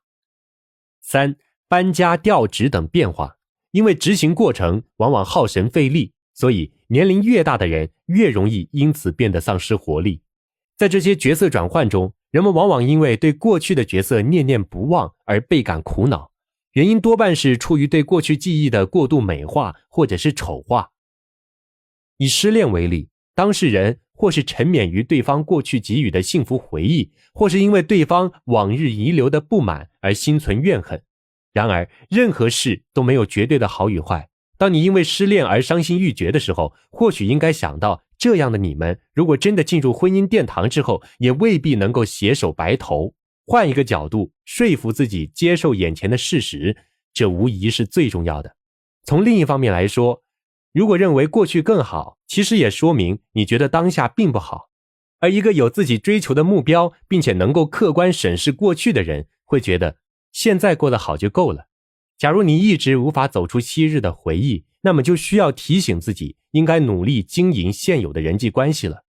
再如，一个被公司裁员裁掉的人，当他想到自己昔日风光今不在时，就会感到格外沮丧，以至于对别人邀请他去参加社会活动都了无兴致。但是如果他放下这种心态，抱着试试看的想法参与其中，又会发现与以往截然不同的惊喜。在这个过程中，他慢慢就会重新建立起自己的人际关系。当然，这是一件长期的事，急于求成是不现实的。重要的是努力让自己接受当下的角色，并逐渐适应。有一位老人，他曾是知名的电影制作人，当年在电影界可谓是红极一时，与许多影星和知名人士都有很好的交情。但是在发生脑卒中之后，他的生活发生了改变，他此时已经行动不便，于是萌生出我现在一无所有，我的人生到此黯淡谢幕等沮丧的想法，渐渐便得了抑郁症。在他的头脑中，以往那段辉煌的日子已经一去不复返了，而现在无论是做什么，都只能处于一个被人遗忘的角落。一位朋友设法开导他，您觉得过去很美好，但是您会不会觉得现在有时也挺好的呢？偶尔也会，比如说品尝美食的时候，那种感受妙不可言。那一刻您也会暂时忘记以往的事情吧？当然了。那您不妨看一看电视，找一些自己喜欢的事情去做，让生活中多一点能够让自己遗忘过去的这种时光，也许能够帮助您减少一些对过去的执着呢。老人若有所悟。几天之后，他告诉朋友，我在散步的途中发现路边的樱花开了，瞬间感到欣喜若狂。此时他已经能够为美好的瞬间感到快乐，开始接受当下的角色。当然，老人也有苦恼的时候。一个雨天，本来就有脑卒中后遗症的他，提着重物行走，不小心摔了一跤。这个意外的挫败让他顿时又感到气馁起来，觉得这种生活真没劲儿，什么都不行等。其实在那样一个雨天，即便是正常人都可能会摔跤，更何况是这位老人呢？朋友得知后问，这些想法应该是您在摔了一跤之后才冒出来的，对吗？其实现在并没有那么不好，您只要走路小心一些，就不会有这种情况发生了，对不对？经过朋友的开导，老人已经渐渐能够感受生活中的美好，也会用一种豁达的心态去看待发生的每一件事情，这使得他渐渐能够适应当下的生活，也融入了自己现有的角色，抑郁也在慢慢减轻。内心孤独与沟通方式有关。在日常生活中，很多人可能会感到内心孤独，这种状态如果时间过久，也会令人深陷抑郁，因为它最后导致的就是压力的不断积累。也许有人想象不出因内心孤独而导致与外界隔绝会严重到什么程度。如果将一个人单独禁闭在一栋房子里，不出几天，这个人就会开始出现幻觉与幻想的种种表现。现实生活中，有许多遭受他人欺凌的孩子，正是因为找不到可以倾诉的对象，才最终酿成悲剧。而这种孤独已经不仅仅是指一个人独处的时候的内心感受，还包括了在人群中缺少知心朋友时无法言说的痛苦。这其中有很多人貌似人前众星捧月，实则内心落寞，缺少知己，身边多是泛泛之交。而另一部分人总是交浅言深，很容易就对别人说出真心话，同样也会换来对方的疏离。这两种情况都会使人陷入内心的孤独，而归根结底，问题还是出在了与人交往沟通上。一，要清楚自己的交往模式。我们每个人都会有自己的人际交往模式，而且通常会沿用一生。因此，我们要先找到自己平时与人交往用的是哪一种交往模式。如果以前有运用的比较成功的交往模式，不妨用到今后的人际交往中。比如学生时代组织活动、管理社团时建立人际关系的经验，都可以运用到自己的职场工作中。当然，前提是要适当的变通。如果能利用自己比较擅长的交往模式，改变现有的环境，同样也能帮助你走出内心的孤独。二，要找出在交往模式中的不良倾向。从检视自己与身边的人关系开始，比如父母、配偶、子女、好友等人的关系，可以回想一下自己平日是否习惯于将焦虑不安、愤怒狂躁的情绪发泄到他们身上。如果是，那么同样也会发泄到其他人身上。接下来你可以尝试努力提醒并克制自己，把自己的这些负面情绪重新审视一遍，请旁人帮助你反思那些不良的沟通模式。毕竟旁观者清，多听听他人的想法，有利于你更好地做出决定。三，要试着踏出与他人建立关系的第一步。严重孤独者有一种惯性的思维模式，即不敢面对自己难以与他人建立关系的事实。假如每当需要与他人商量问题的时候，他们会想，对方肯定不愿意为我花时间考虑问题，但是又不愿说出自己内心的想法，于是就认定了谁也不愿跟我商量事情，进而陷入索性不要跟任何人接触了，还是自己一个人待着，这样不会有压力的错误想法之中。事实上，只要尝试过，即便被拒绝，对人生来说也是一种成长，而这种尝试可以先从找人商量并不重要的事情开始，由浅入深，循序渐进，慢慢建立深厚的人际关系。下面我们可以来看一个案例。小兰是一个小学6年级的学生，父母离异使得她产生抑郁，甚至发展到厌食的程度，药物也不起任何效果，因此转向心理咨询。每当父母吵架的时候，小兰都会觉得父母离婚都是因为我如果是个乖孩子就好了。正因为希望自己更乖一点，小兰最后变得无法与人进行正常沟通，陷入巨大的孤独之中。即便如此，她最后仍然没有能够阻止父母的离婚，于是心中便产生了爸爸妈妈什么也不愿为我着想，一点都不珍惜我的怨恨情绪。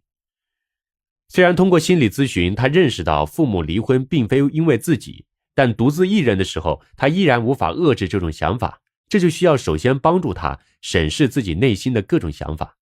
此外，她的母亲也有习惯于将自己的思想强加给女儿的问题。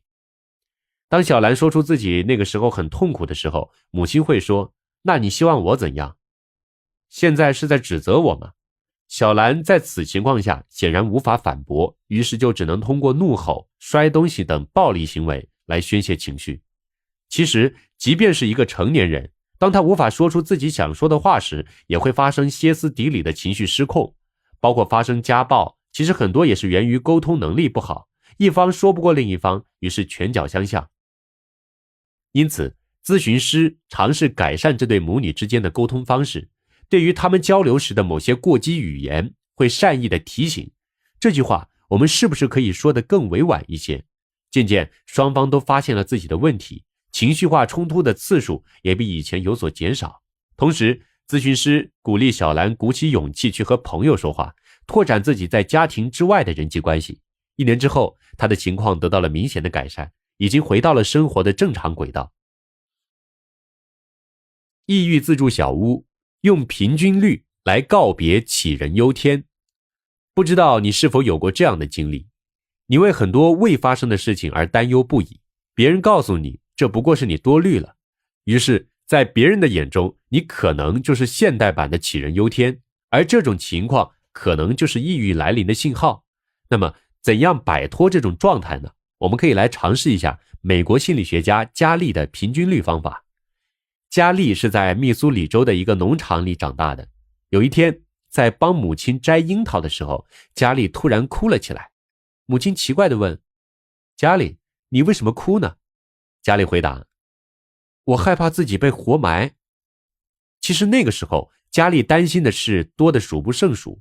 暴风雨来临，他害怕自己会被雷电打死；经济拮据的时候，他担心家里的饭会不够吃；他害怕自己脱帽鞠躬会招来女孩子的讥笑；他担心将来没有女孩子愿意嫁给自己。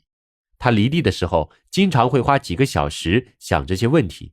但是随着时间的流逝，他渐渐发现，这些事情发生的概率简直微乎其微，可以说有 99% 根本就不可能发生。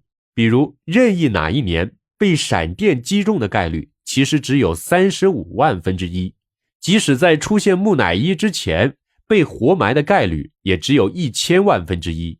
倒是癌症，每8个人中就有1个会因此而死。加利要发愁，也应该是为可能得癌症而发愁才对。这些忧虑在我们听起来很荒谬，但实际上有很多的成年人的忧虑与他们几乎是同一性质。我们倒不妨用平均律来估算一下，这些事究竟是否值得我们去忧虑，那样我们的忧虑最终就只剩下1/10了。加利拜访过好友沙林吉夫妇，沙林吉太太是一位平静沉稳的女性。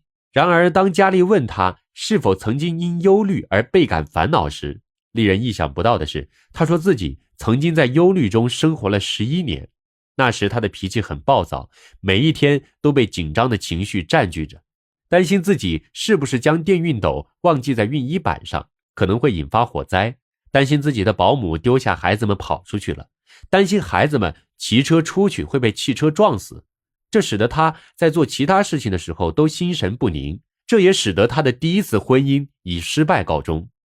第二次婚姻，她的丈夫是位律师，一个能将事情分析得极有条理的平静的人，几乎从不忧虑。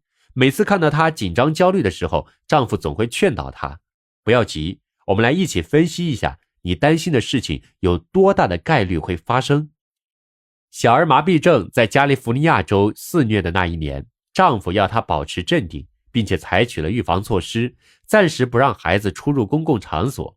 后来在和卫生署联系之后，他们了解到，即便最严重的一次，整个加利福尼亚州也只有1835个孩子染病，平时的数目则在200到300。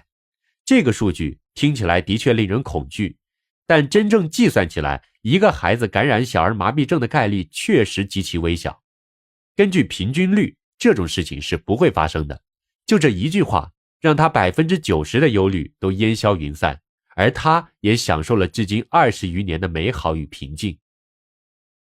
还有一件很有趣的事情，全世界著名的保险公司罗艾德公司，正是靠大家对一些几乎不会发生的事情的担忧而收获了不少的财富。艾罗德公司会与人们打赌，说他们担心的意外情况永远不会发生。实际上，这也就相当于基于平均率的一次赌博。很多时候，我们并没有必要让自己杞人忧天，那些我们预想的不幸，其实只有微小的概率会与我们相遇。那么，我们又何必为几乎不可能发生的事情让自己忧心不已，甚至受抑郁症的折磨呢？第7章，日常心理调理法3，用好独特的几个心理疗法。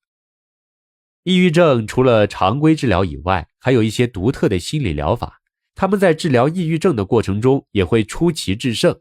无论是强调顺其自然的森田疗法，还是有悠久历史的自然疗法，亦或是在美中疗愈身心的艺术疗法和听来倍感神秘的冥想疗法，他们都在治疗抑郁症的过程中有着良好的效果。森田疗法，顺应自然，为所当为。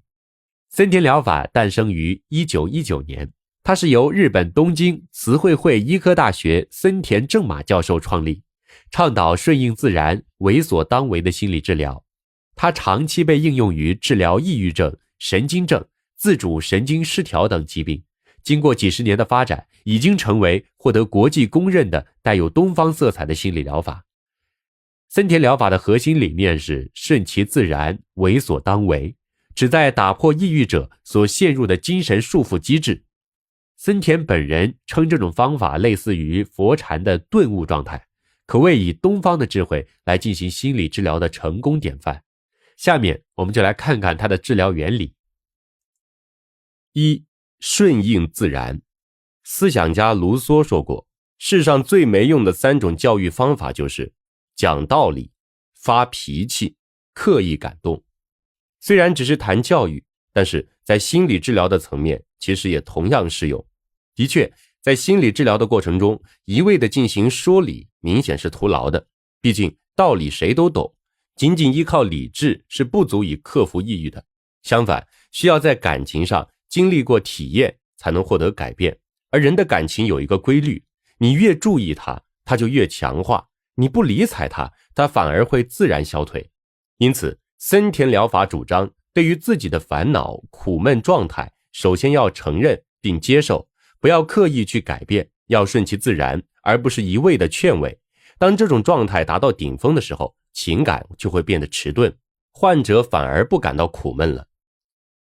森田正马幼年时期被夜尿症困扰，以至于只好铺草席睡觉，一直持续到12岁。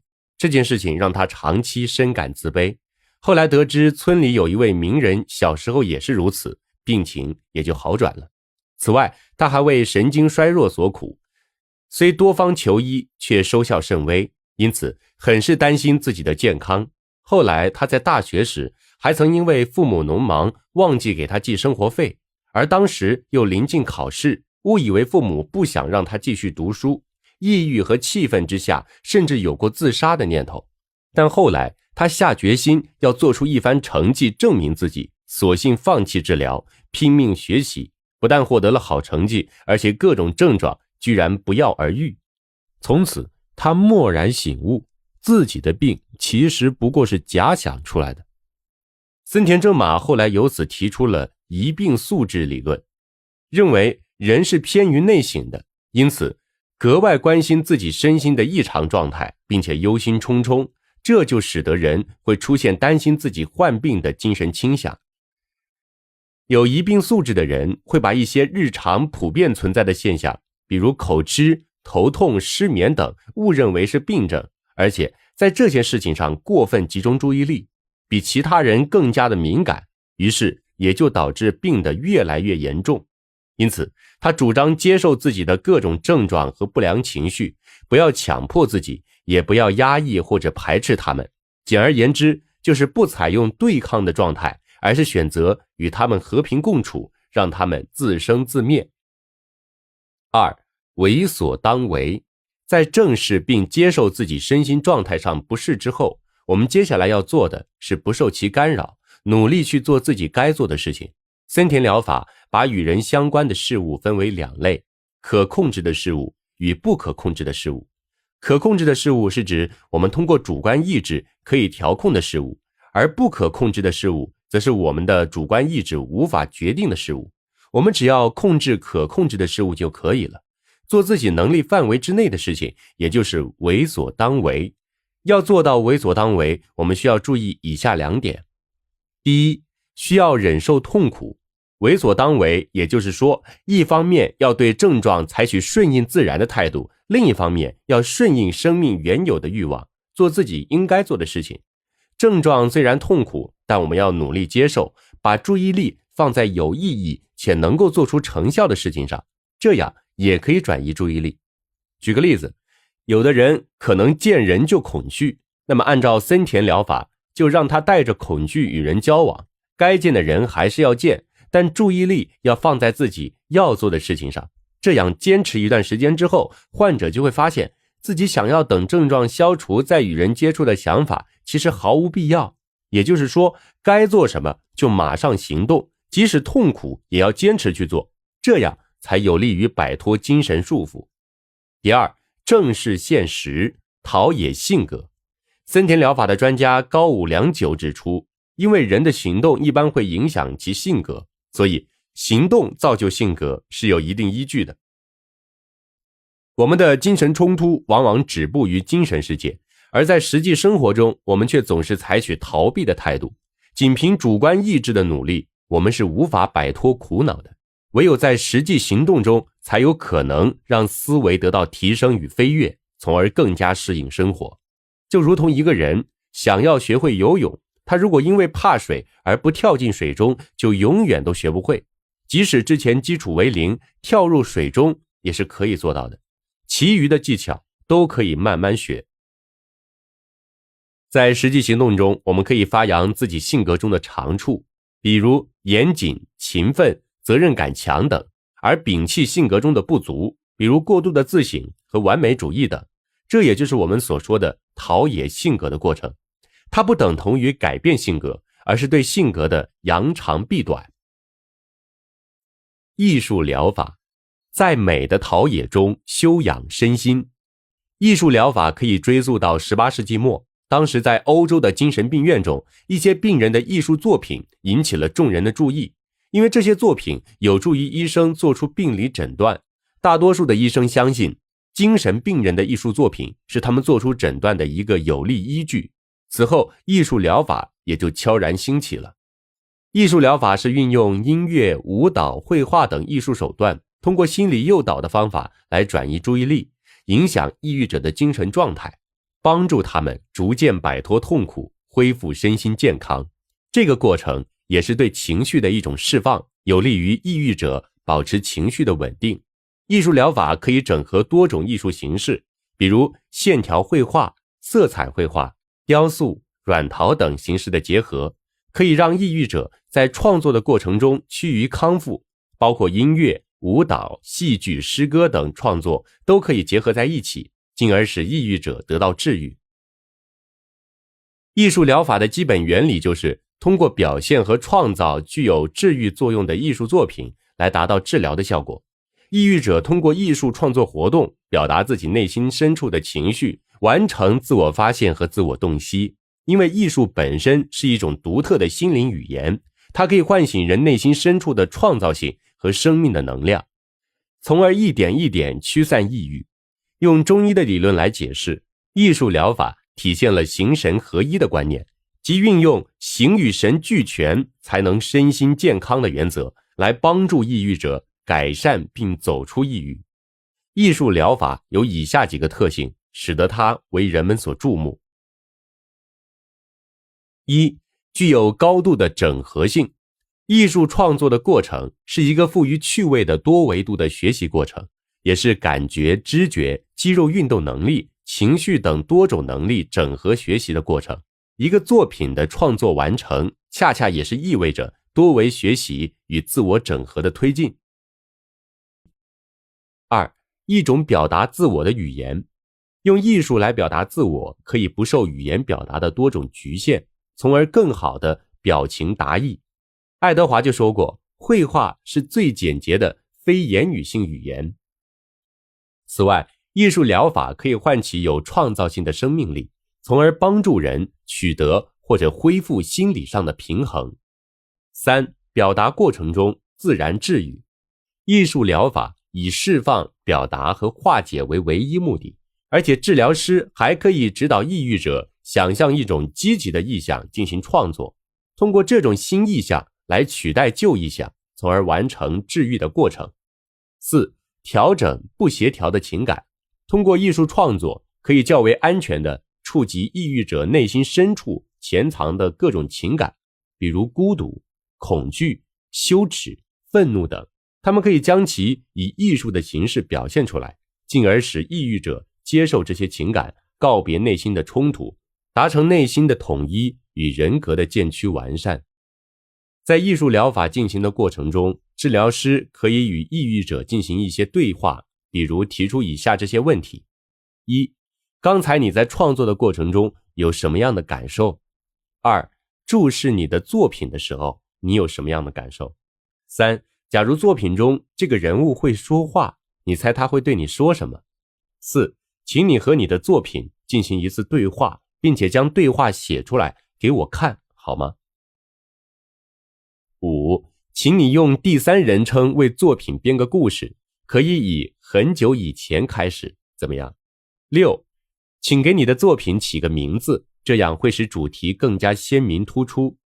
七、是不是觉得这幅作品不够尽兴，可以再创作一个进行拓展？八、这个作品中有没有让你觉得烦恼的地方？试着重新创作来解决这个问题，好吗？艺术疗法本身是有着神奇效果的，抑郁者3个月都不愿意说出的秘密，可能在一幅画中便会透露出来，能够帮助治疗师快速直达问题的核心，甚至还可以唤起对方长期遗忘的记忆。不仅国外很重视艺术疗法，中国古代的人们对此也深有体会，比如练习书法就是其中之一。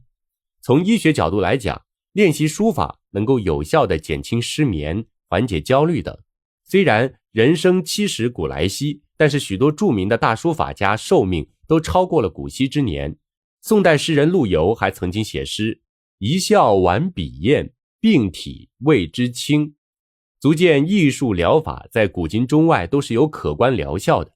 而在抑郁的治疗问题上，艺术疗法让人在美的陶冶中得到身心的疗养，继而完成心灵的疗愈，值得人们积极去尝试。冥想疗法，在想象中放松身心。冥想疗法对于抑郁的治疗作用源于它对大脑前额皮质的影响。据相关研究显示，冥想练习可以加强前额区域的活动，使大脑能够加强积极情绪，而遏制消极情绪，并且在没有冥想的时候也能保持这种运作。冥想疗法的治疗原理更具体的解释就是，冥想能够使左额叶的运动更为活跃，而右额叶的运动相对减缓。左额叶的活动与快乐的情绪有关，而右额叶的活动与消极的情绪有关，故而左额叶活动频繁的人很少有着消极情绪，而且能够很快地从消极情绪中走出来。如果我们能够坚持每天做有规律的冥想练习，这对于我们逐渐达到活在当下而又略微超然的良好状态是有帮助的。可以尝试2周，每周5天，但是如果是极度抑郁的朋友，那就不建议去做冥想了，因为冥想对他们来讲也是一种巨大的负担。大多数的抑郁者还是可以一试的，哪怕只是坐下来冥想5分钟。下面我们来介绍冥想的一个常规程序。1. 找一个清静的地方，关掉身边可能会干扰你的电子设备，排除让你分心的因素。不过夏天的时候打开风扇是可以的，这样会让你感到凉爽宜人。2. 尽量在一天的同一时间进行冥想，但是过度劳累或者饱餐之后不要冥想，运动之后是一个坐下来冥想的不错的时间。3. 保持舒服的姿势，可以用一个薄枕头垫在下面，坐在地板上，双脚蜷缩在膝盖下面，不要扭伤，保持身体坐直，后背挺直。如果是坐在椅子上，可以将双脚平放于地面，双手自然放置在膝盖上或者身体两侧，保持身体正直的姿势尤为重要，这样可以避免你打瞌睡。4. 闭上眼睛，进行缓慢的深呼吸，不必过于用力，感到舒服即可。同时凝神去想一个词或者短语，类似于吸气、呼气，使其与自己的呼吸协调一致。再比如对抗欲望的时候，可以默想波浪、岩石，想象岩石在波涛汹涌中岿然不动。5. 将注意力专注你的呼吸，当有其他杂念涌现的时候，想象它们如同气泡上升到水面又破灭，水面依然平静如常。6. 不去评判，这些时而冒出的杂念可以视作你大脑中正常的噪音，有意识地练习关心爱护自己，让处于焦躁不安中的心灵感受到安全。7. 如果感受到自己开始分心，不要去管那些想法或者对自己的评价，把注意力集中于呼吸就好了。8. 如果依然感到心烦意乱，可以尝试着用一种开放好奇的心来对待自己的沮丧，可以想这里将会发生什么。9. 结束的时候睁开眼睛，可以再做几分钟，感受一下此时的平静状态。在冥想的过程中，会不时的有一些纷乱的念头出现，这时你不要去责备自己，而是要接受这个事实，然后将注意力重新集中到冥想上来。如果因为这些杂念而指责自己，那么接下来你的心境就会更加的烦乱，反而不利于重新进入安宁的境界。自然疗法，消除抑郁的辅助方法。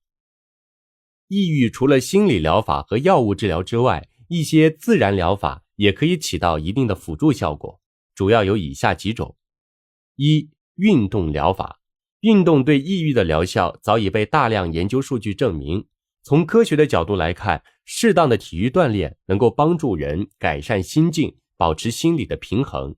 因为体育锻炼能够改善人的心理结构，使人产生愉悦感，降低愤怒与抑郁的程度，让人的心理得到放松，从而驱散内心的疲惫感。体育锻炼对改善情绪有这样几个作用：缓解焦虑和紧张，在运动中使人产生流畅的体验，而催生愉快心境，并且可以增强人的自信心与自尊心。采用运动疗法改善抑郁，需要注意哪几个方面呢？1. 要有选择的参加运动，选择自己喜欢的运动方式，才能够从中获得乐趣，取得效果，并且长期坚持下去。2. 要选择有氧运动，比如慢跑、游泳等就属于有氧运动。有氧运动能够有效地改善心境，缓和应激状态，而且有氧运动这种中等强度的体育运动能够有效的预防和治疗抑郁。3. 可以自己选择运动的节奏，这适用于那些有节奏感而且具有重复性的运动。这类运动不需要太多的注意力，在这个过程中我们可以锻炼思考的能力，促进脑力的恢复。3. 运动的时间不要过短。大多数学者研究后认为，如果每次运动的时间少于20分钟，是无法起到良好的作用的。通过运动进入状态，并且对心理产生良好影响，所需的时间为40到50分钟。当然，如果时间过长，也会产生疲劳、厌倦等副作用，基本上控制在20到60分钟就可以了。2. 音乐疗法。音乐疗法可以缓解各种疾病的状态，对于抑郁也有很好的缓解效果。究其原因，人处于优美悦耳的音乐环境里的时候，神经系统、心血管系统、内分泌系统和消化系统的功能都会得到改善，并且人体还会分泌出一种有利于健康的活性物质，而音乐声波的频率和声压也会唤起人心理上的反应，帮助人改善情绪，振奋精神，消除悲伤、焦虑等不良情绪。当然，在选择音乐的时候，也要根据不同的情况来选择。首先，要挑选符合自己性情的音乐，并且要注意音乐的平衡性。其次，要根据自己的职业来选择音乐，比如在喧嚣的股票、证券公司里工作的人，可以选择无歌词的轻音乐；在机器轰鸣的工地或者工厂工作的人，可以选择雄壮的古典交响乐；在安静的办公室或者大堂工作的人，则不妨选择轻松愉悦的流行音乐。选择音乐还要根据自己不同的情绪来决定。当你情绪低落的时候，就选择明快的乐曲；当你愤怒的时候，则要选择轻松的乐曲。除了以上这些事项之外，对乐曲本身也有一定的要求，比如低音要深沉厚实，中音要音色丰富，具有感染力，音乐的音量、音频、音色要具有和谐感。音乐选择完毕，倾听前还要做好准备工作。1. 选择一个光线明亮、空气清新的房间，可以放一些花草盆栽，这样环境会充满生气。2. 洗一下脸来醒醒脑，或者搓搓双手，按摩脸部，这样效果会更好。3. 静坐下来，闭目养神，或者做深呼吸。记得一定要以积极的态度来聆听音乐，因为这样有助于情绪良性化。下面我们推荐一些适用于音乐疗法的曲目。1. 心灵空虚的时候，可以多听贝多芬的命运，伯克里尼的大提琴曲， A 大调第6奏鸣曲，日本歌曲拉网小调等。2. 忧愁烦恼的时候，可以听西柳贝斯的悲怆圆舞曲，待忧伤渐渐退去，再听格什文的蓝色狂想曲，我国的民乐光明行、步步高、喜羊羊、情深意长等。3. 情绪不稳定的时候，可以听贝多芬的奏鸣曲、肖邦和施特劳斯的圆舞曲等。4. 注意力无法集中的时候，可以听贝多芬的月光奏鸣曲等。5. 难以入眠的时候，可以听莫扎特的催眠曲、门德尔松的仲夏夜之梦、德彪西的钢琴协奏曲梦等。6. 疲惫而无精打采的时候，可以听贝多芬的第6交响曲以及我国的民乐春晓、彩云追月、流水等。3. 用眼习惯疗法。从眼睛里赶走抑郁，可能许多人是头一次听说。其实人的情绪和用眼习惯有着极大的关系。我们大多数人看物体的时候，其实两眼并非是分别聚焦在一个点上，而是习惯于偏爱用一只眼睛成像。我们可以用一个简单的方法来验证。一侧手臂伸直，竖起大拇指，对准墙角，然后交替睁开一眼，闭上一眼。看哪只眼睛睁开的时候，保持在墙角的中央。左眼不偏离的称为左视型，右眼不偏离的称为右视型。如果两眼都出现偏离，按哪只眼睛偏离较少来定为轻左视型还是轻右视型。如果两眼偏离程度一样，就叫做全视型。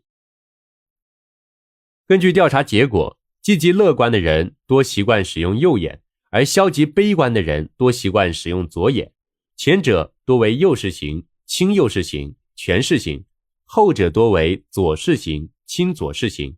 美国心理学家做过一个实验，他让受试者戴上一块复杂的镜片，受试者只能透过一半视野看到消极意义的单词。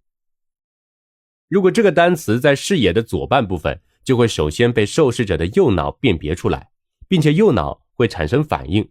如果这个单词在视野的右半部分，信号就会传递到左脑，但左脑对于消极的意思会无动于衷。因此，我们可以得出一个结论：人们的右眼习惯恰恰决定了人们的思维习惯。当然，最佳的右眼习惯是全视型，因为这有利于我们开发全脑。为了预防抑郁，防止左视型和轻左视型，显然是极为必要的。那么，我们应该怎样去做呢？一，从小就要养成正确的用眼习惯，避免偏视。二，如果已经是左视型或者轻左视型，那么可以戴眼罩来锻炼右眼，或者利用眼镜来进行调整，让自己转向全视。三，在心情抑郁的时候，可以闭上左眼，用右眼远眺。四，光照疗法。阳光可以带来快乐与健康，这在古希腊的时候就已经被人们发现，而且在20世纪初的时候，许多医院还设立了日光浴室来治疗肺结核等病症。不过之后光照疗法便消沉了半个多世纪，直到近些年又被人们重新发掘出来。已有研究证实，光照疗法可以通过提升血液中的血清素浓度来改善情绪，驱散抑郁，而且促人进取的多巴胺和掌管生物钟的褪黑素都与光线有着密切的联系，它们都是通过眼睛来影响大脑运作的。明亮的光线能够改善情绪，使人精神焕发，并且白天明亮的环境还可以让我们在夜间拥有更高质量的睡眠。相反，缺少光照会引起抑郁。很典型的一个例子就是多发于高纬度地区和阴雨地带的冬季抑郁症，它主要出现在秋冬日照减少之后，表现为疲惫、嗜睡、食欲陡增、体重增加等。美国就有大约 20% 的人在经受着冬季抑郁症的困扰。那么光照疗法要注意些什么呢？一，光照要适度，太弱了不起作用，太强了又会适得其反。清晨的光照是最适宜的，黄昏的光照也可以，而中午的光照过于强烈，不建议尝试。二，光照的时间也要注意，睡前尽量不要暴露在过于明亮的光线下，这样会抑制褪黑素的分泌，使人失眠。晚上可以用窗帘遮光，早上日出的光线照进来，会让你一整天都神清气爽。三，市面上确实有光疗设备，但户外的光照还是最理想的，只要到户外阳光下走30分钟，光照就足够了。五，芳香疗法。近些年来，芳香疗法渐渐为人们所接受，它能够缓解现代人的压力，对于驱除抑郁也有一定的功效。那么它的理论依据在哪里呢？人类的感官分为视、听、触、味、嗅5种，除了嗅觉以外，其余4种感官在信息到达大脑之前都需要经过层层关卡，而整合嗅觉的神经则是直通主管控制情绪的中枢，故而气味对人的情绪与感觉的影响是不同寻常的。我们可以一起来看一看情绪控制中枢有哪些功能。一，决定我们情绪的状态与基调。二，将强烈的情绪，比如狂喜、惊恐等，储藏到潜意识层面。三，控制我们的睡眠与食欲，调节生物钟。四，调控斗志、竞争心等生活动力。五，处理人际关系中的互动，比如决定性格是外向还是内向。六，嗅觉和上述这些功能之间的连接。正因如此，美好的气息会令人产生许多愉快的回忆与想象，令人心旷神怡，而令人不悦的气味则让人避之唯恐不及。这种反射性的连接往往不必经过理智和认知，便直接连通情绪，令人不得不为之惊叹。因此，在减轻压力、改善睡眠这些方面，芳香疗法的功效是引人瞩目的，但是也因人而异。还是要看个人对香味的喜好。需要提醒的是，治疗过程中不要将香料或者精油直接服用，因为气味是通过嗅觉来起作用的。下面我们列举了一些有不良情绪者可以使用的精油，只要从对应的精油中选一种，取2滴，用10毫升甜杏仁油调成手部按摩油，每天早中晚涂在手腕脉搏处即可，坚持1周会有所改善。1. 焦虑，对应檀香、快乐鼠尾草、广藿香。2. 愤怒，对应罗马洋甘菊、德国洋甘菊、大马士革玫瑰。3. 悲伤，对应的是柠檬、姜还有乳香。4. 抑郁，对应的是依兰、大西洋雪松还有佛手柑。5. 崩溃，对应的是天竺葵、丝柏还有苦橙花。6. 异响，对应的是罗勒、茶树还有欧薄荷。7. 狂躁，对应的是檀香、茉莉还有菊。8. 歇斯底里，对应的是欧薄荷、迷迭香还有薰衣草。此外，我们还可以将精油混合之后装入小精油瓶中，作为锁骨项链佩戴，或者将精油滴入热水中泡澡，或者日常熏香，都是不错的选择。抑郁自助小屋，威利·卡瑞尔的抗抑郁疗法。我们总会为最坏的情况而忧虑，抑郁会趁此时悄然入侵。那么如何保持心理上的平静与安宁，结束无谓的担忧呢？我们不妨来看一看威利·卡瑞尔的抗抑郁疗法。威利·卡瑞尔是一位很聪明的工程师，曾经是世界著名的卡瑞尔公司的负责人。他在纽约工程师俱乐部做的一次演讲中，讲述了自己对抗抑郁的经历。年轻的时候，他在纽约州水牛城的水牛钢铁公司做事。有一次，他要去密苏里州水晶城的匹兹堡玻璃公司安装瓦斯清洗器，克服了种种困难，在精心调试之后，这种新型的机器终于可以运行了，但是并不能达到预期的效果。他对自己的失败深感惊诧，觉得仿佛是挨了一记当头棒喝，继而他的胃甚至整个肚子都扭曲绞痛起来。在很长的一段时间里，他担忧到无法入眠。但是常识告诉他，忧虑并不能解决问题。后来他想出了一个并不需要忧虑就可以解决问题的方法，而且收到了良好的效果。这个方法他已经使用了30多年，而且简单易于操作，任何人都可以使用。它分为3个步骤。第一步，先冷静诚实地分析面临的整个局面，明确一旦失败会发生的最坏情况是什么。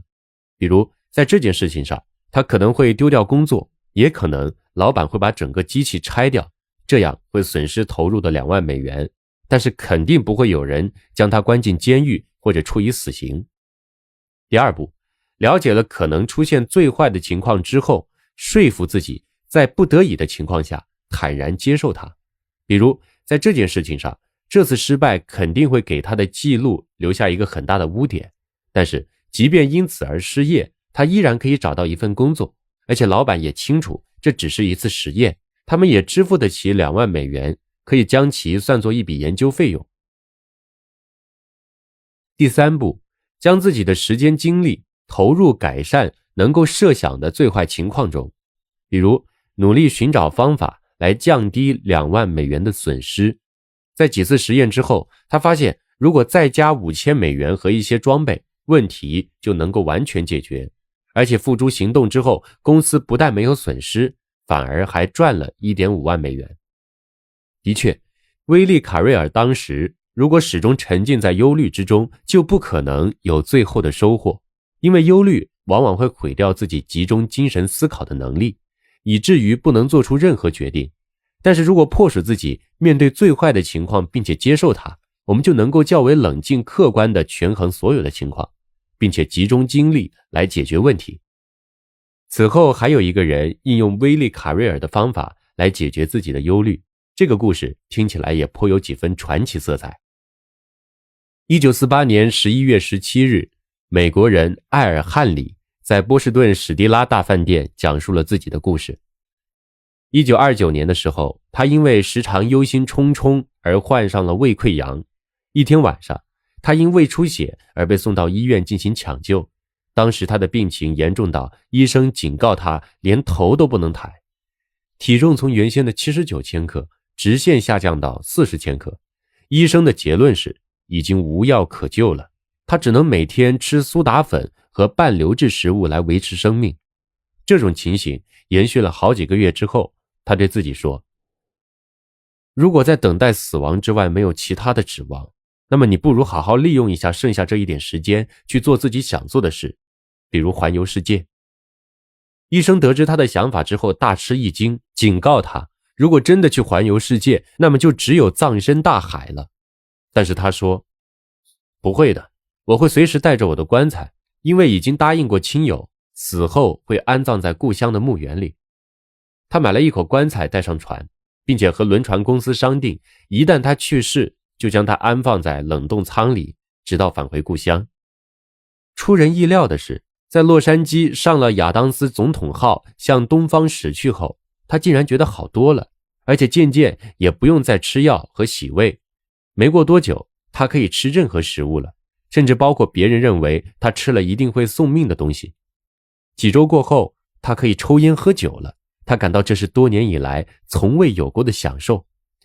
印度洋的季风和太平洋的台风带来的威胁都足以让他丧命，但是他反而从这次冒险中得到很多乐趣。在船上，他结识了许多新朋友，常常畅谈直到深夜。他发现回去要料理的种种私事跟东方的饥饿与贫穷相比，简直就不值一提。从此他放下了那些无谓的忧虑，心中感到从未有过的坦然与轻松。回到美国之后，他的体重居然增加了40千克，胃溃疡已经成为遥远的回忆。从此之后，他再没有生过大病。后来回忆起这件事时，他发现自己实际上是下意识地应用了威利·卡瑞尔的抗抑郁疗法。其实这个方法总结起来很简单：一、设想可能最坏的结果；二、不得已的情况下就接受它；三、冷静地想办法来改善最坏的情况。第8章，战胜抑郁症，还应借助外力。战胜抑郁，除了依靠药物以及前面所讲的方法进行调整之外，我们还可以适当的借助外力。个人的力量毕竟有限，更何况情况严重的时候还会达到个人根本无法承受的程度。此时请求专业医生的帮助，或者是以家人、朋友甚至动物的陪伴来化解内心的孤独，都是不错的办法。让亲近的人了解你的感受。抑郁者的艰难其实不仅仅来源于这种精神状态给他们带来的困境，有很大一部分还来源于亲近的人由于不了解他们的感受而产生种种的误解，使得他们走出抑郁的路变为更为崎岖坎坷。有很多甚至严重到抑郁者的父母都不能接受抑郁的现实，而抑郁者因为感到自己不被接纳，就选择了进一步封闭自己，避免与外界接触而受到打击。比如，正常的父母会尊重和保护孩子身上的差异性和独立性，但是抑郁者的父母往往喜欢将自己的意志强加给孩子，他们往往会打压孩子，不容许孩子表现出异于自己的特性，否则就会将其视为对自己的背叛。当然，亲近的人如果不了解抑郁者的真实感受，这种伤害就会一直持续下去，因此让他们了解抑郁者的感受是很有必要的。比如，他们会认为抑郁是一种矫情病，是悲观脆弱，是整天胡思乱想，或者直接将抑郁等同于精神病人等，这使得抑郁者找不到宣泄的出口，加重了他们的自卑和封闭。抑郁者在情绪困境中尤其需要有亲近的人来陪伴，这样可以减轻一点他们的孤独感，避免他们在空虚无聊中走进思维的死胡同。但是亲近的人有时也会觉得这是一个很棘手的麻烦，有些人就选择了避而远之，袖手旁观，这显然不利于抑郁者改善状况，因此需要让他们知道，抑郁者的内心其实是渴望被关怀的，只不过抑郁暂时堵塞了他们头脑中的通道而已。抑郁者的表现与一般人不同，因此身边的人不能拿要求常人的标准去要求抑郁者，因为他们身处困局之中，更多的时候是身不由己的。比如他们可能有时抑郁低沉，有时又极度兴奋，这要看事情是否触动了他们的兴奋点。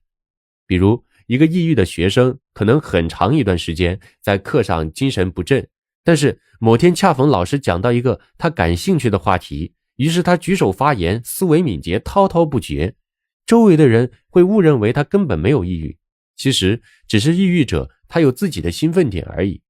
而且很多时候他们也会被世俗的标准认为是不负责任，其实这是他们自己也不希望却无力控制的事情。为了避免亲近的人会产生类似的误解，抑郁者需要让他们了解这些真实而无奈的感受。总之，抑郁者需要将内心最真实的感受表达出来，让身边最亲近的人了解，争取他们的理解与支持。这在对抗抑郁的过程中是不可或缺的一个环节。寻求专业人士的帮助。当发现自己被抑郁困扰而且难以走出的时候，一味硬扛显然是不够明智的。我们需要做的是尽快寻求专业人士的帮助，这样会让我们少走很多弯路，早日脱离苦海。但是在寻求帮助的过程中，我们也有需要注意的地方，比如要注意选择咨询师，否则可能到最后发现咨询师只是给你滔滔不绝地讲道理，对你的状况却丝毫不起作用。那么在选择咨询师的过程中，我们需要注意哪些点呢？如果是一个成熟的咨询师，他的语言往往会富有弹性，因为他对自己能有很高的接纳度与理解度，这是成长中的咨询师不能达到的。而一个能够理解并接纳自己的人，是不需要借助很多外在形式来证明自己是有能力的，如此他才能放下自己，专心去理解来访者的烦恼与痛苦。在这个方面有所欠缺的咨询师，则往往会有意无意的要将自己打造成一个专业的形象，这是为了让自己内心能够树立起掌控感，从而寻找安全感。假如在咨询的时候，你发现咨询师比你还了解你自己，而你不得不听从咨询师的许多要求，那恐怕就有潜在的危险了，因为这个过程已经变成了咨询师在满足自己的需要，而不是帮助来访者完成心灵的成长。2，他是否能够保证咨询的时间？这是为了保证心理咨询有稳定的咨询密度，来访者在咨询的过程中需要感受到安全和稳定的关系。倘若你的咨询师特别忙，以至于每个月都需要更改咨询的时间，那么你就需要考虑是否要离开了。因为他如此忙可以说明2点。首先，在咨询的过程中，很可能有一些事情他感到他自己也无力化解，所以会找一些合乎情理的借口来更改工作的时间。其次，如果一个咨询师不考虑来访者的需求而不断的消失，这在职业修养上不得不说是一种欠缺，因为他未能理解何谓来访者利益最大化。3，他是否能够保护好咨询过程中双方都要遵守的基本规则。这个基本规则也可以被视为心理咨询过程中的一个框架，或者说是一条界限。如果咨询的过程全部在规则之内运行，我们也就感受不到它的存在，而规则一旦被打破，我们就会体会到它在心理咨询中的重要意义。有一些不太成熟的咨询师可能会在咨询室外与自己的来访者保持另外的一些联系，这样就使他很难在咨询的时候仍然保持中立的态度。换一个角度来说，如果一位咨询师借助自己现实中的工作或者人脉关系来帮助自己解决生活中的某些问题，那么他在来访者心中就很难建立起专业性的关系，这种不再纯粹的关系反而给来访者增加了许多困扰。4，他在工作中的关注点在哪里？一位咨询师把工作中的关注点放在哪里？是只关注故事，还是注目于故事背后的联系和象征意味？这些是很重要的，因为一个成熟的咨询师会通过故事去挖掘深层潜在的信息，正所谓透过现象看本质。但是一个不成熟的咨询师，因为缺少这种深层理解的能力，所以往往只能停留在故事的表层。举个例子，可能来访者说了一句，这屋里怎么有一股怪味儿，味道可能是客观存在的，但是此时此刻他说出这样一句话是有潜在意义的，比如对咨询师有意见，或者是想借此转移话题，逃避对内心的探寻。因此故事其实并不重要，讲故事的时刻却很重要，故事中传递出的深层信息更重要。5. 你是否能从中感受到自己的成长？心理咨询既是治疗，也是让人成长。有效的咨询会使来访者人格渐趋完善，更加适应这个社会，但这个成长的咨询过程是充满艰辛与痛苦的，因为在这个过程中，我们需要打破旧有的防御模式，在学习中建立一种崭新的防御模式。在这2个阶段之间，我们会觉得整个人处于悬空的状态，这种状态会让我们感到恐惧和不适应。咨询师需要帮助来访者平稳完成这个过渡，随之建立起有效的防御模式。心理咨询仅仅让来访者觉得舒服是不够的，还需要让来访者得到成长。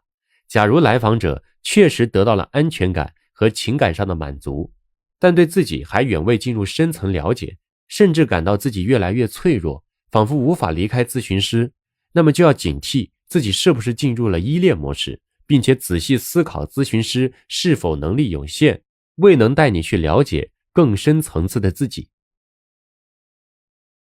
试试参加自助小组。在电影《一个购物狂的自白》中，主人公贝利卡因为购物成瘾而负债累累，后来加入一个治疗小组，这个小组里每个人都有类似的苦恼。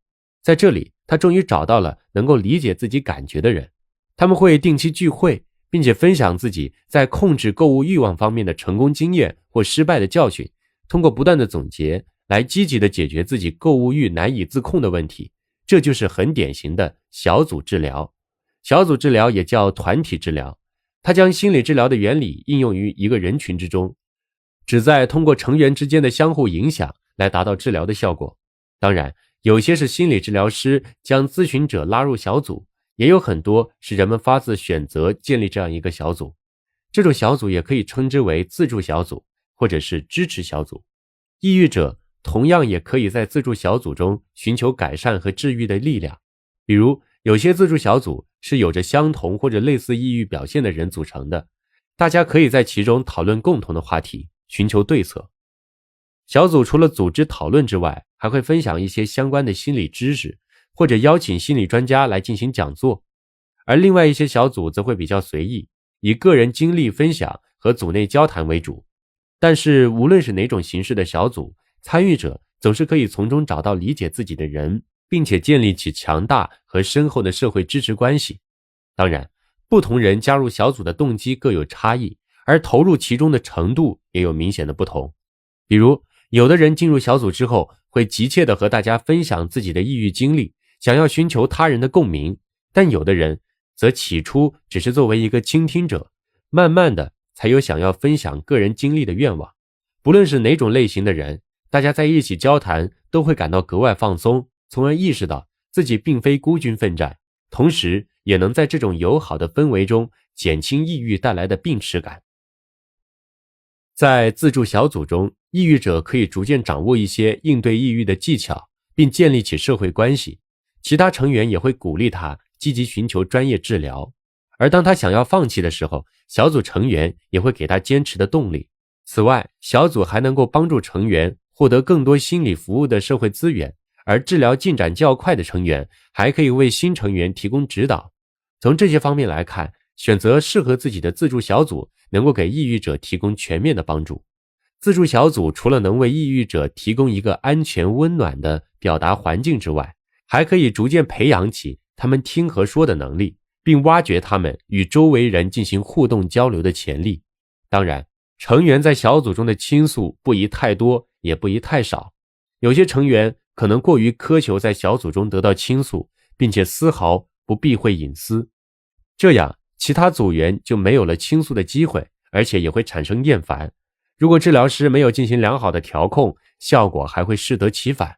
比如，有一位梁小姐回忆自己参加过的一个自助小组说，当时治疗师将他们聚在一起，开了长达几个月的哭诉大会，场场必哭。到后来，他的轻度抑郁反而哭成了重度抑郁，从此他再也不敢踏进那个门一步了。因此，加入自助小组也需要注意一些问题。一、自助小组只能起辅助作用，无法替代专业治疗。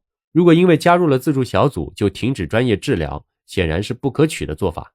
二、审慎对待在小组中获得的一些治疗信息，毕竟成员都只是患者，而非专业的治疗人士，他们谈论的只局限于自己的症状，却不一定是科学知识。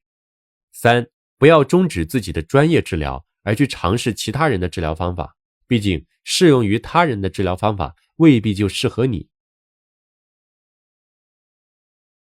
动物的陪伴很温暖。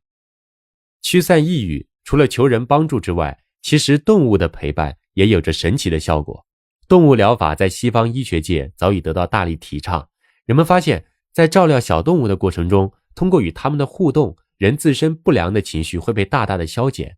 正因如此，动物疗法在治疗抑郁症、精神疾病、自闭症方面都有很好的疗效。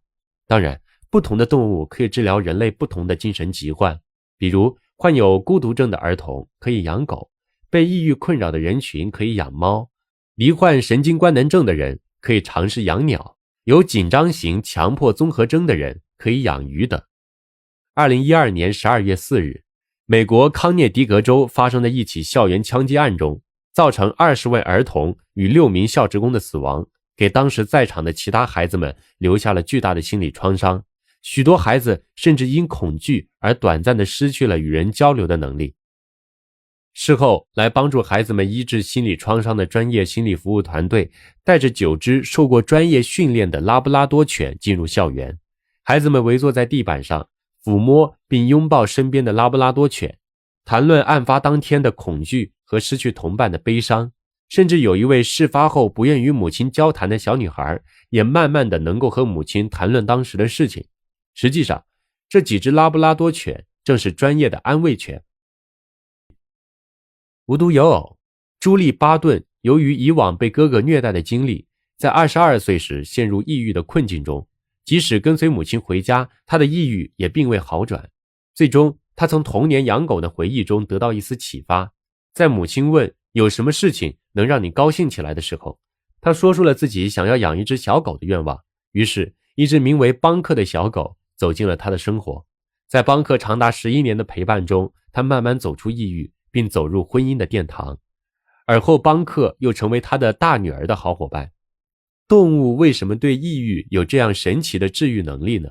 心理学家特里·怀特给出了解释：你的宠物给你的爱是无条件的，它们陪伴在你身边，你不用担心伤害它的感情，故意虐待除外，也不会接收到它的恼人建议，而这些恰恰是人会对你做的。的确，动物在人身边不会给出任何评判或建议，它们给人的是简单纯粹、无条件的爱。也正是因为简单与纯粹，它们与人之间的互动不存在危机性与复杂性。与友好、耐心、自信、温和的动物交往，人类是不用考虑后果的。正因如此，它们能够给那些抑郁中的人带来一种精神上的舒适、愉悦和放松，使他们在生理、精神、情感、社会状态等多方面得到改善。在动物给予的这种无条件接纳之下，人的很多障碍都可以得到治愈。动物能够有效地帮助人减轻压力，缓解焦虑，缓和抑郁，驱散内心的孤独感，减少侵略性的行为。它们还能提高你的接受度，这样你将获得更多的来自社会的情感支持。同时，有医疗数据显示，动物疗法还能帮人降低血压，稳定甘油三酯的数值，这有助于减轻人的神经性方面的症状，比如头痛、失眠等。在动物温暖的陪伴下，抑郁者会渐渐摆脱情绪的困扰，重拾生活的信心与乐趣。如果有需要，不妨一试。抑郁自助小屋，怎样通过12经络来释放情绪？郁结于心的情绪始终是暗藏的隐患，也往往是抑郁症的症结所在，故而情绪也需要宣泄和释放。除了运动、诉说、冥想等方法，中医的经络学说同样给我们提供了释放情绪的另一种可能。人的主要7种情绪为恐惧、愤怒、创伤、悲伤、担忧、压力和过度兴奋，分别对应中医体系所划分的7情：恐、怒、惊、悲、思、忧、喜。相应的，我们也可以借助敲击或按摩身体上对应的12经络上的穴位，有效地释放和排解压抑已久的情绪。方法很简单，就是用一只手的2根手指连续敲击或用力按摩对应的穴位，力度要柔和，避免伤害身体。闭上眼睛，回想当时的人与场景，敲击的同时可以念出肯定句。1. 缺乏安全感，膀胱经。膀胱经对应着优柔寡断、犹豫不决、缺乏意志力、缺乏安全感和耐性等。你可以按摩膀胱经上的攒竹穴，位置在眉毛的尖端，靠近眉头。2. 挫折感，对应胆经。胆经对应着挫折感的痛苦、被害者认知、拒绝承担责任、难以宽恕、不讲理、过激挑衅等。你可以按摩胆经上的童子髎穴，位置在2眼角外约2指宽处。3. 忧虑，对应胃经。胃经对应着未来的预期，比如你担心未来的事情能否如愿以偿。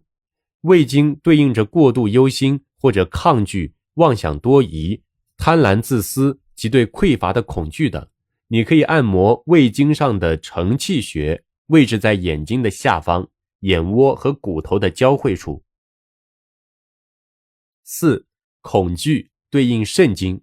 肾经对应着多疑、缺少信任、心神不宁、恐惧、有不安全感等。你可以按摩肾经上的鱼府穴，位置在锁骨下方与肋骨中间。5. 愤怒，对应肝经。肝经对应着愤怒，正所谓大动肝火，而愤怒的情绪又和心脏紧密相连。你可以按摩肝经上的期门穴，位置在肋骨的下方，女性在乳房下缘处，男性在乳头下方4指宽处。6. 缺乏自尊，脾经。脾经对应着缺乏自尊、胆怯懦弱、缺少魄力、依赖他人、内心自卑等。你可以按摩脾经上的大包穴，位置在侧胸部腋中线上，腋下6寸的地方。7. 悲伤，对应肺经。肺经对应着悲伤哀痛、无法释怀、失落感、傲慢偏执等。你可以按摩肺经上的少商穴，位置在大拇指内侧，靠近食指的那一侧，指甲根处。8. 死板，对应大肠经。大肠经对应着死板拘泥、完美主义、武断粗暴、罪恶感等。你可以按摩大肠经上的商阳穴，位置在食指指甲根靠近大拇指的那一侧。9. 被压抑的性欲，心包经。心包经对应着被压抑的性欲和情绪，懊悔羞耻、不断自责、疑神疑鬼等诸多负面情绪。你可以按摩心包经上的中冲穴，位置在中指指甲根靠近食指的那一侧。10. 不稳定，三焦经。三焦经对应着情绪的大起大落、绝望无助、缺少理性、孤独多疑等。你可以结合肾经的穴位来按摩，即一只手按鱼府穴，另一只手按摩中主穴。三焦经中的中主穴位置在小指与无名指延伸到手背上的交叉点处。11. 觉得受伤，对应心经。心经对应着受伤，心灵脆弱，失去信任，否定感觉，不敢放开自己等。你可以按摩心经上的少冲穴，位置在小指的指甲根靠近无名指的那一侧。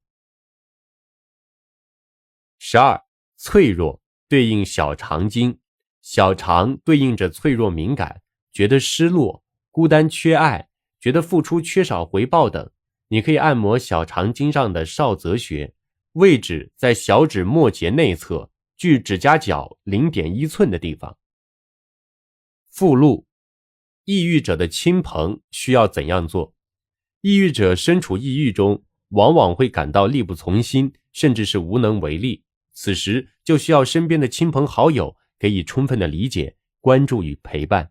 但是亲朋往往会因为对抑郁相关的知识缺乏了解，而选择一些错误的应对方式，所以了解怎样正确地对待抑郁者显然是极为重要的一件事情，因为它可能起到良好的推动作用，缩短抑郁者康复的进程。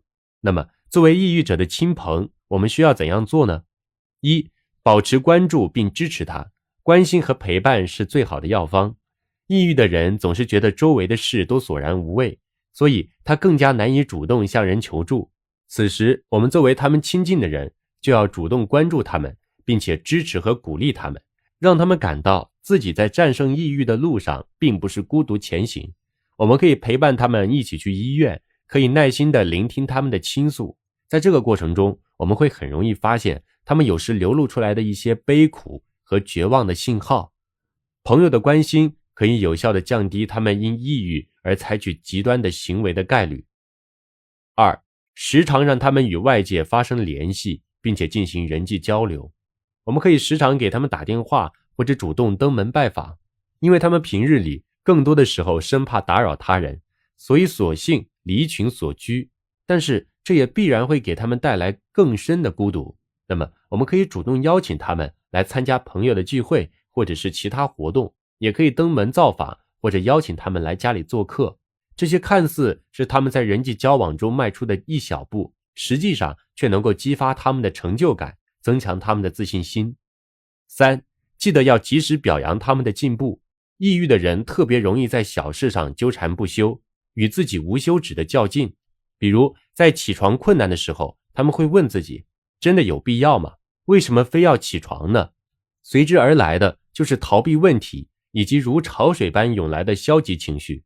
这个时候，我们不妨通过一些正面的信息传达来改善他们的情绪，比如哪怕只是今天出门买了一次菜，或者只是和邻居主动打了个招呼，这样细微的进步我们都应该及时给予表扬，进而强化他们的行为。仅仅依靠我们在身边的支持显然还不够，为了让他们在独处的时候也不至于陷入更深的抑郁中，我们可以给他们推荐一些有关抑郁的书籍，让他们对自己的情况有所了解，并学习如何从容的应对。此外，我们在与抑郁者交流的过程中要注意些什么呢？比如抑郁者说出类似于以下这些话的时候，我们应该如何回应呢？一、我觉得我很抑郁。一般人可能听到这样的话会脱口而出，你去做点什么什么就好了，走，一起去。谁欺负你了？你就是太闲，忙起来就不会想这些，等等。实际上这正是大忌，因为我们连人家的问题出在哪儿都没有弄清楚，就开始给建议，这只会让对方觉得我们并不在乎他哪里出了问题。时间长了，对方宁可自己把问题憋在心里，也不会来向我们求助了。但是也不要说我也有这种感觉，这样的话等于旁敲侧击地说，你讲的我都懂，你看我都没抱怨，你抱怨其实是矫情。这样会导致抑郁者更加消极地质疑自己，于是反而强化了抑郁情绪。比较合理的沟通模式可以参考下面的这几个步骤。一、首先表达同情，表示你知道他需要帮助，愿意聊一聊，让对方感到你是真正的在为他好。二、请对方把出现的问题讲得更详细一些，以便于我们了解对方究竟是被什么困扰。三、请对方试着回答自己的问题，也就是他觉得怎样才能让自己的情况得到改善。四、找出初步的解决方式，双方探讨出可以接受的解决方式，不要把目标定得太高，期望一步解决问题，但一定要让对方觉得可以接受。二、我没觉得没人在乎我，喜欢我，我现在特别讨厌自己。对于这样的回答，很多人都会不假思索地回答，没有啊，大家都喜欢你，你自己都不喜欢你自己，我们怎么喜欢你呢？你不抑郁，大家就喜欢你了，等等。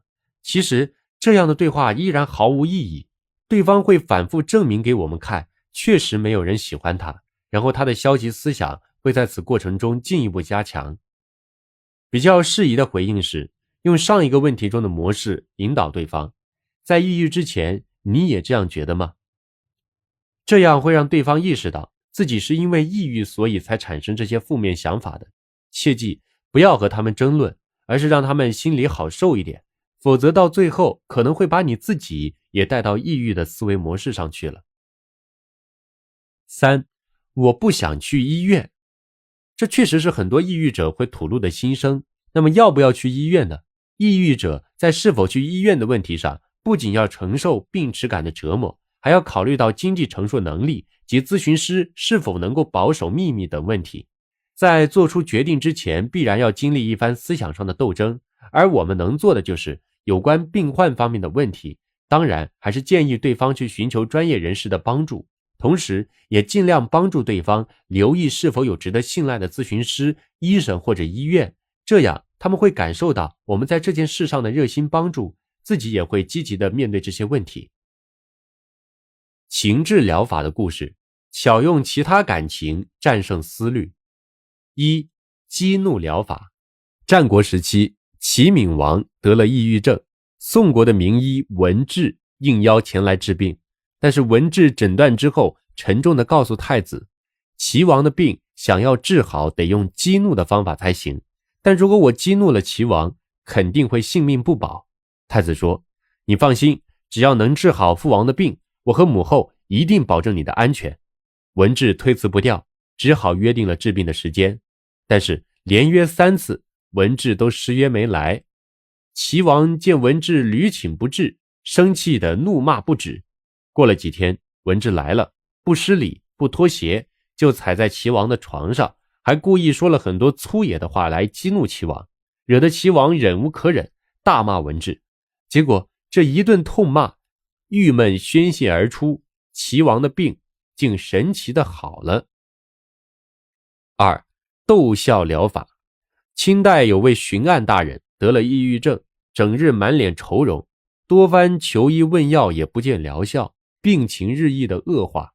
这一天，有人推荐了一位老中医来诊病，老中医郑重其事的望闻问切之后，告诉巡按大人，您得的是月经不调，休息调养一段时间就好了。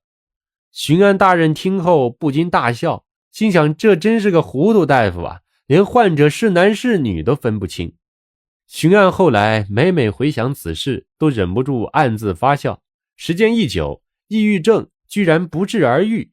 过了1年，巡按大人遇到这位老中医，老中医此时才告诉他，您当年是得了郁则气结的病，此病无良药可治，但是只要心情舒畅，每日笑口常开，郁结之气一舒，就会自然痊愈。您的病实际上就是开怀大笑治好的。巡按大人如梦初醒，连连道谢。3. 一月疗法。古代有位名医叫张子和，擅长治疗疑难杂症，因而声名远扬。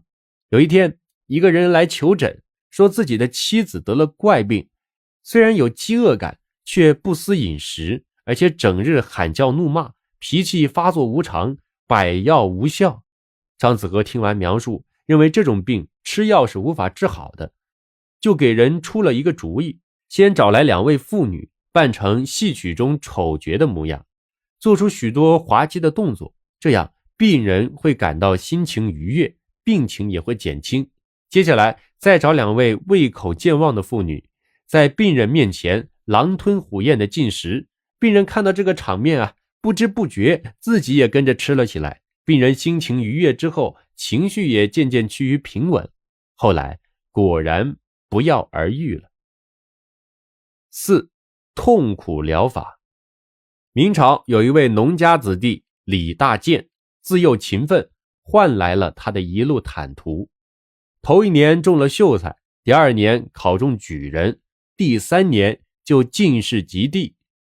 喜讯频传，在家耕田的父亲不禁喜上眉梢，逢人便夸自己的儿子如何出色，大笑不止，久而久之竟成了狂笑病。这李大健在请过诸多大夫诊治之后无奈之下求御医来给父亲治疗。这御医沉思良久，对他说：治病会有失敬之处，还请您多担待啊。李大健承诺不违医命，御医就派人去李大健的父亲家里报丧，说李大健因染疾病不幸去世。这父亲接到噩耗，顿时就哭得死去活来狂笑病因悲痛而止住了。然后御医又派人告诉他，李大健遇到了太医妙手回春，竟然起死回生。这父亲听后也就不再悲痛，如此一来，李大健的父亲患了10年之久的狂笑病竟然痊愈了。后记：俗话说，心病还需心药医，此言不虚。在生活节奏加快的今天，抑郁的困扰越来越成为一种常态，究其原因，无非是人们在追求物质生活的同时，却忽略了对自己心灵的守护，故而抑郁也就乘虚而入，令许多人苦不堪言。其实我们在追求自己物质生活的同时，也需要时时留心呵护自己内心住着的那个内在小孩，倾听他真实的声音，关注他真实的感受，并时时呵护他。毕竟没有人能比自己更能照顾好自己的内心。此书正是从这个角度出发，力求从心理层面为大家找到一剂新药。已经抑郁的读者从中可以找到自助的方法，没有抑郁的朋友也可以让自己的心理更加健康阳光，让抑郁无处落脚。其实在抑郁的重压之下，凭借残存的清醒意识，我们可以努力地改变自己，亦或是发出求助的信号。这一切都取决于自己是否有走出抑郁的意愿，并且是否为之竭尽全力。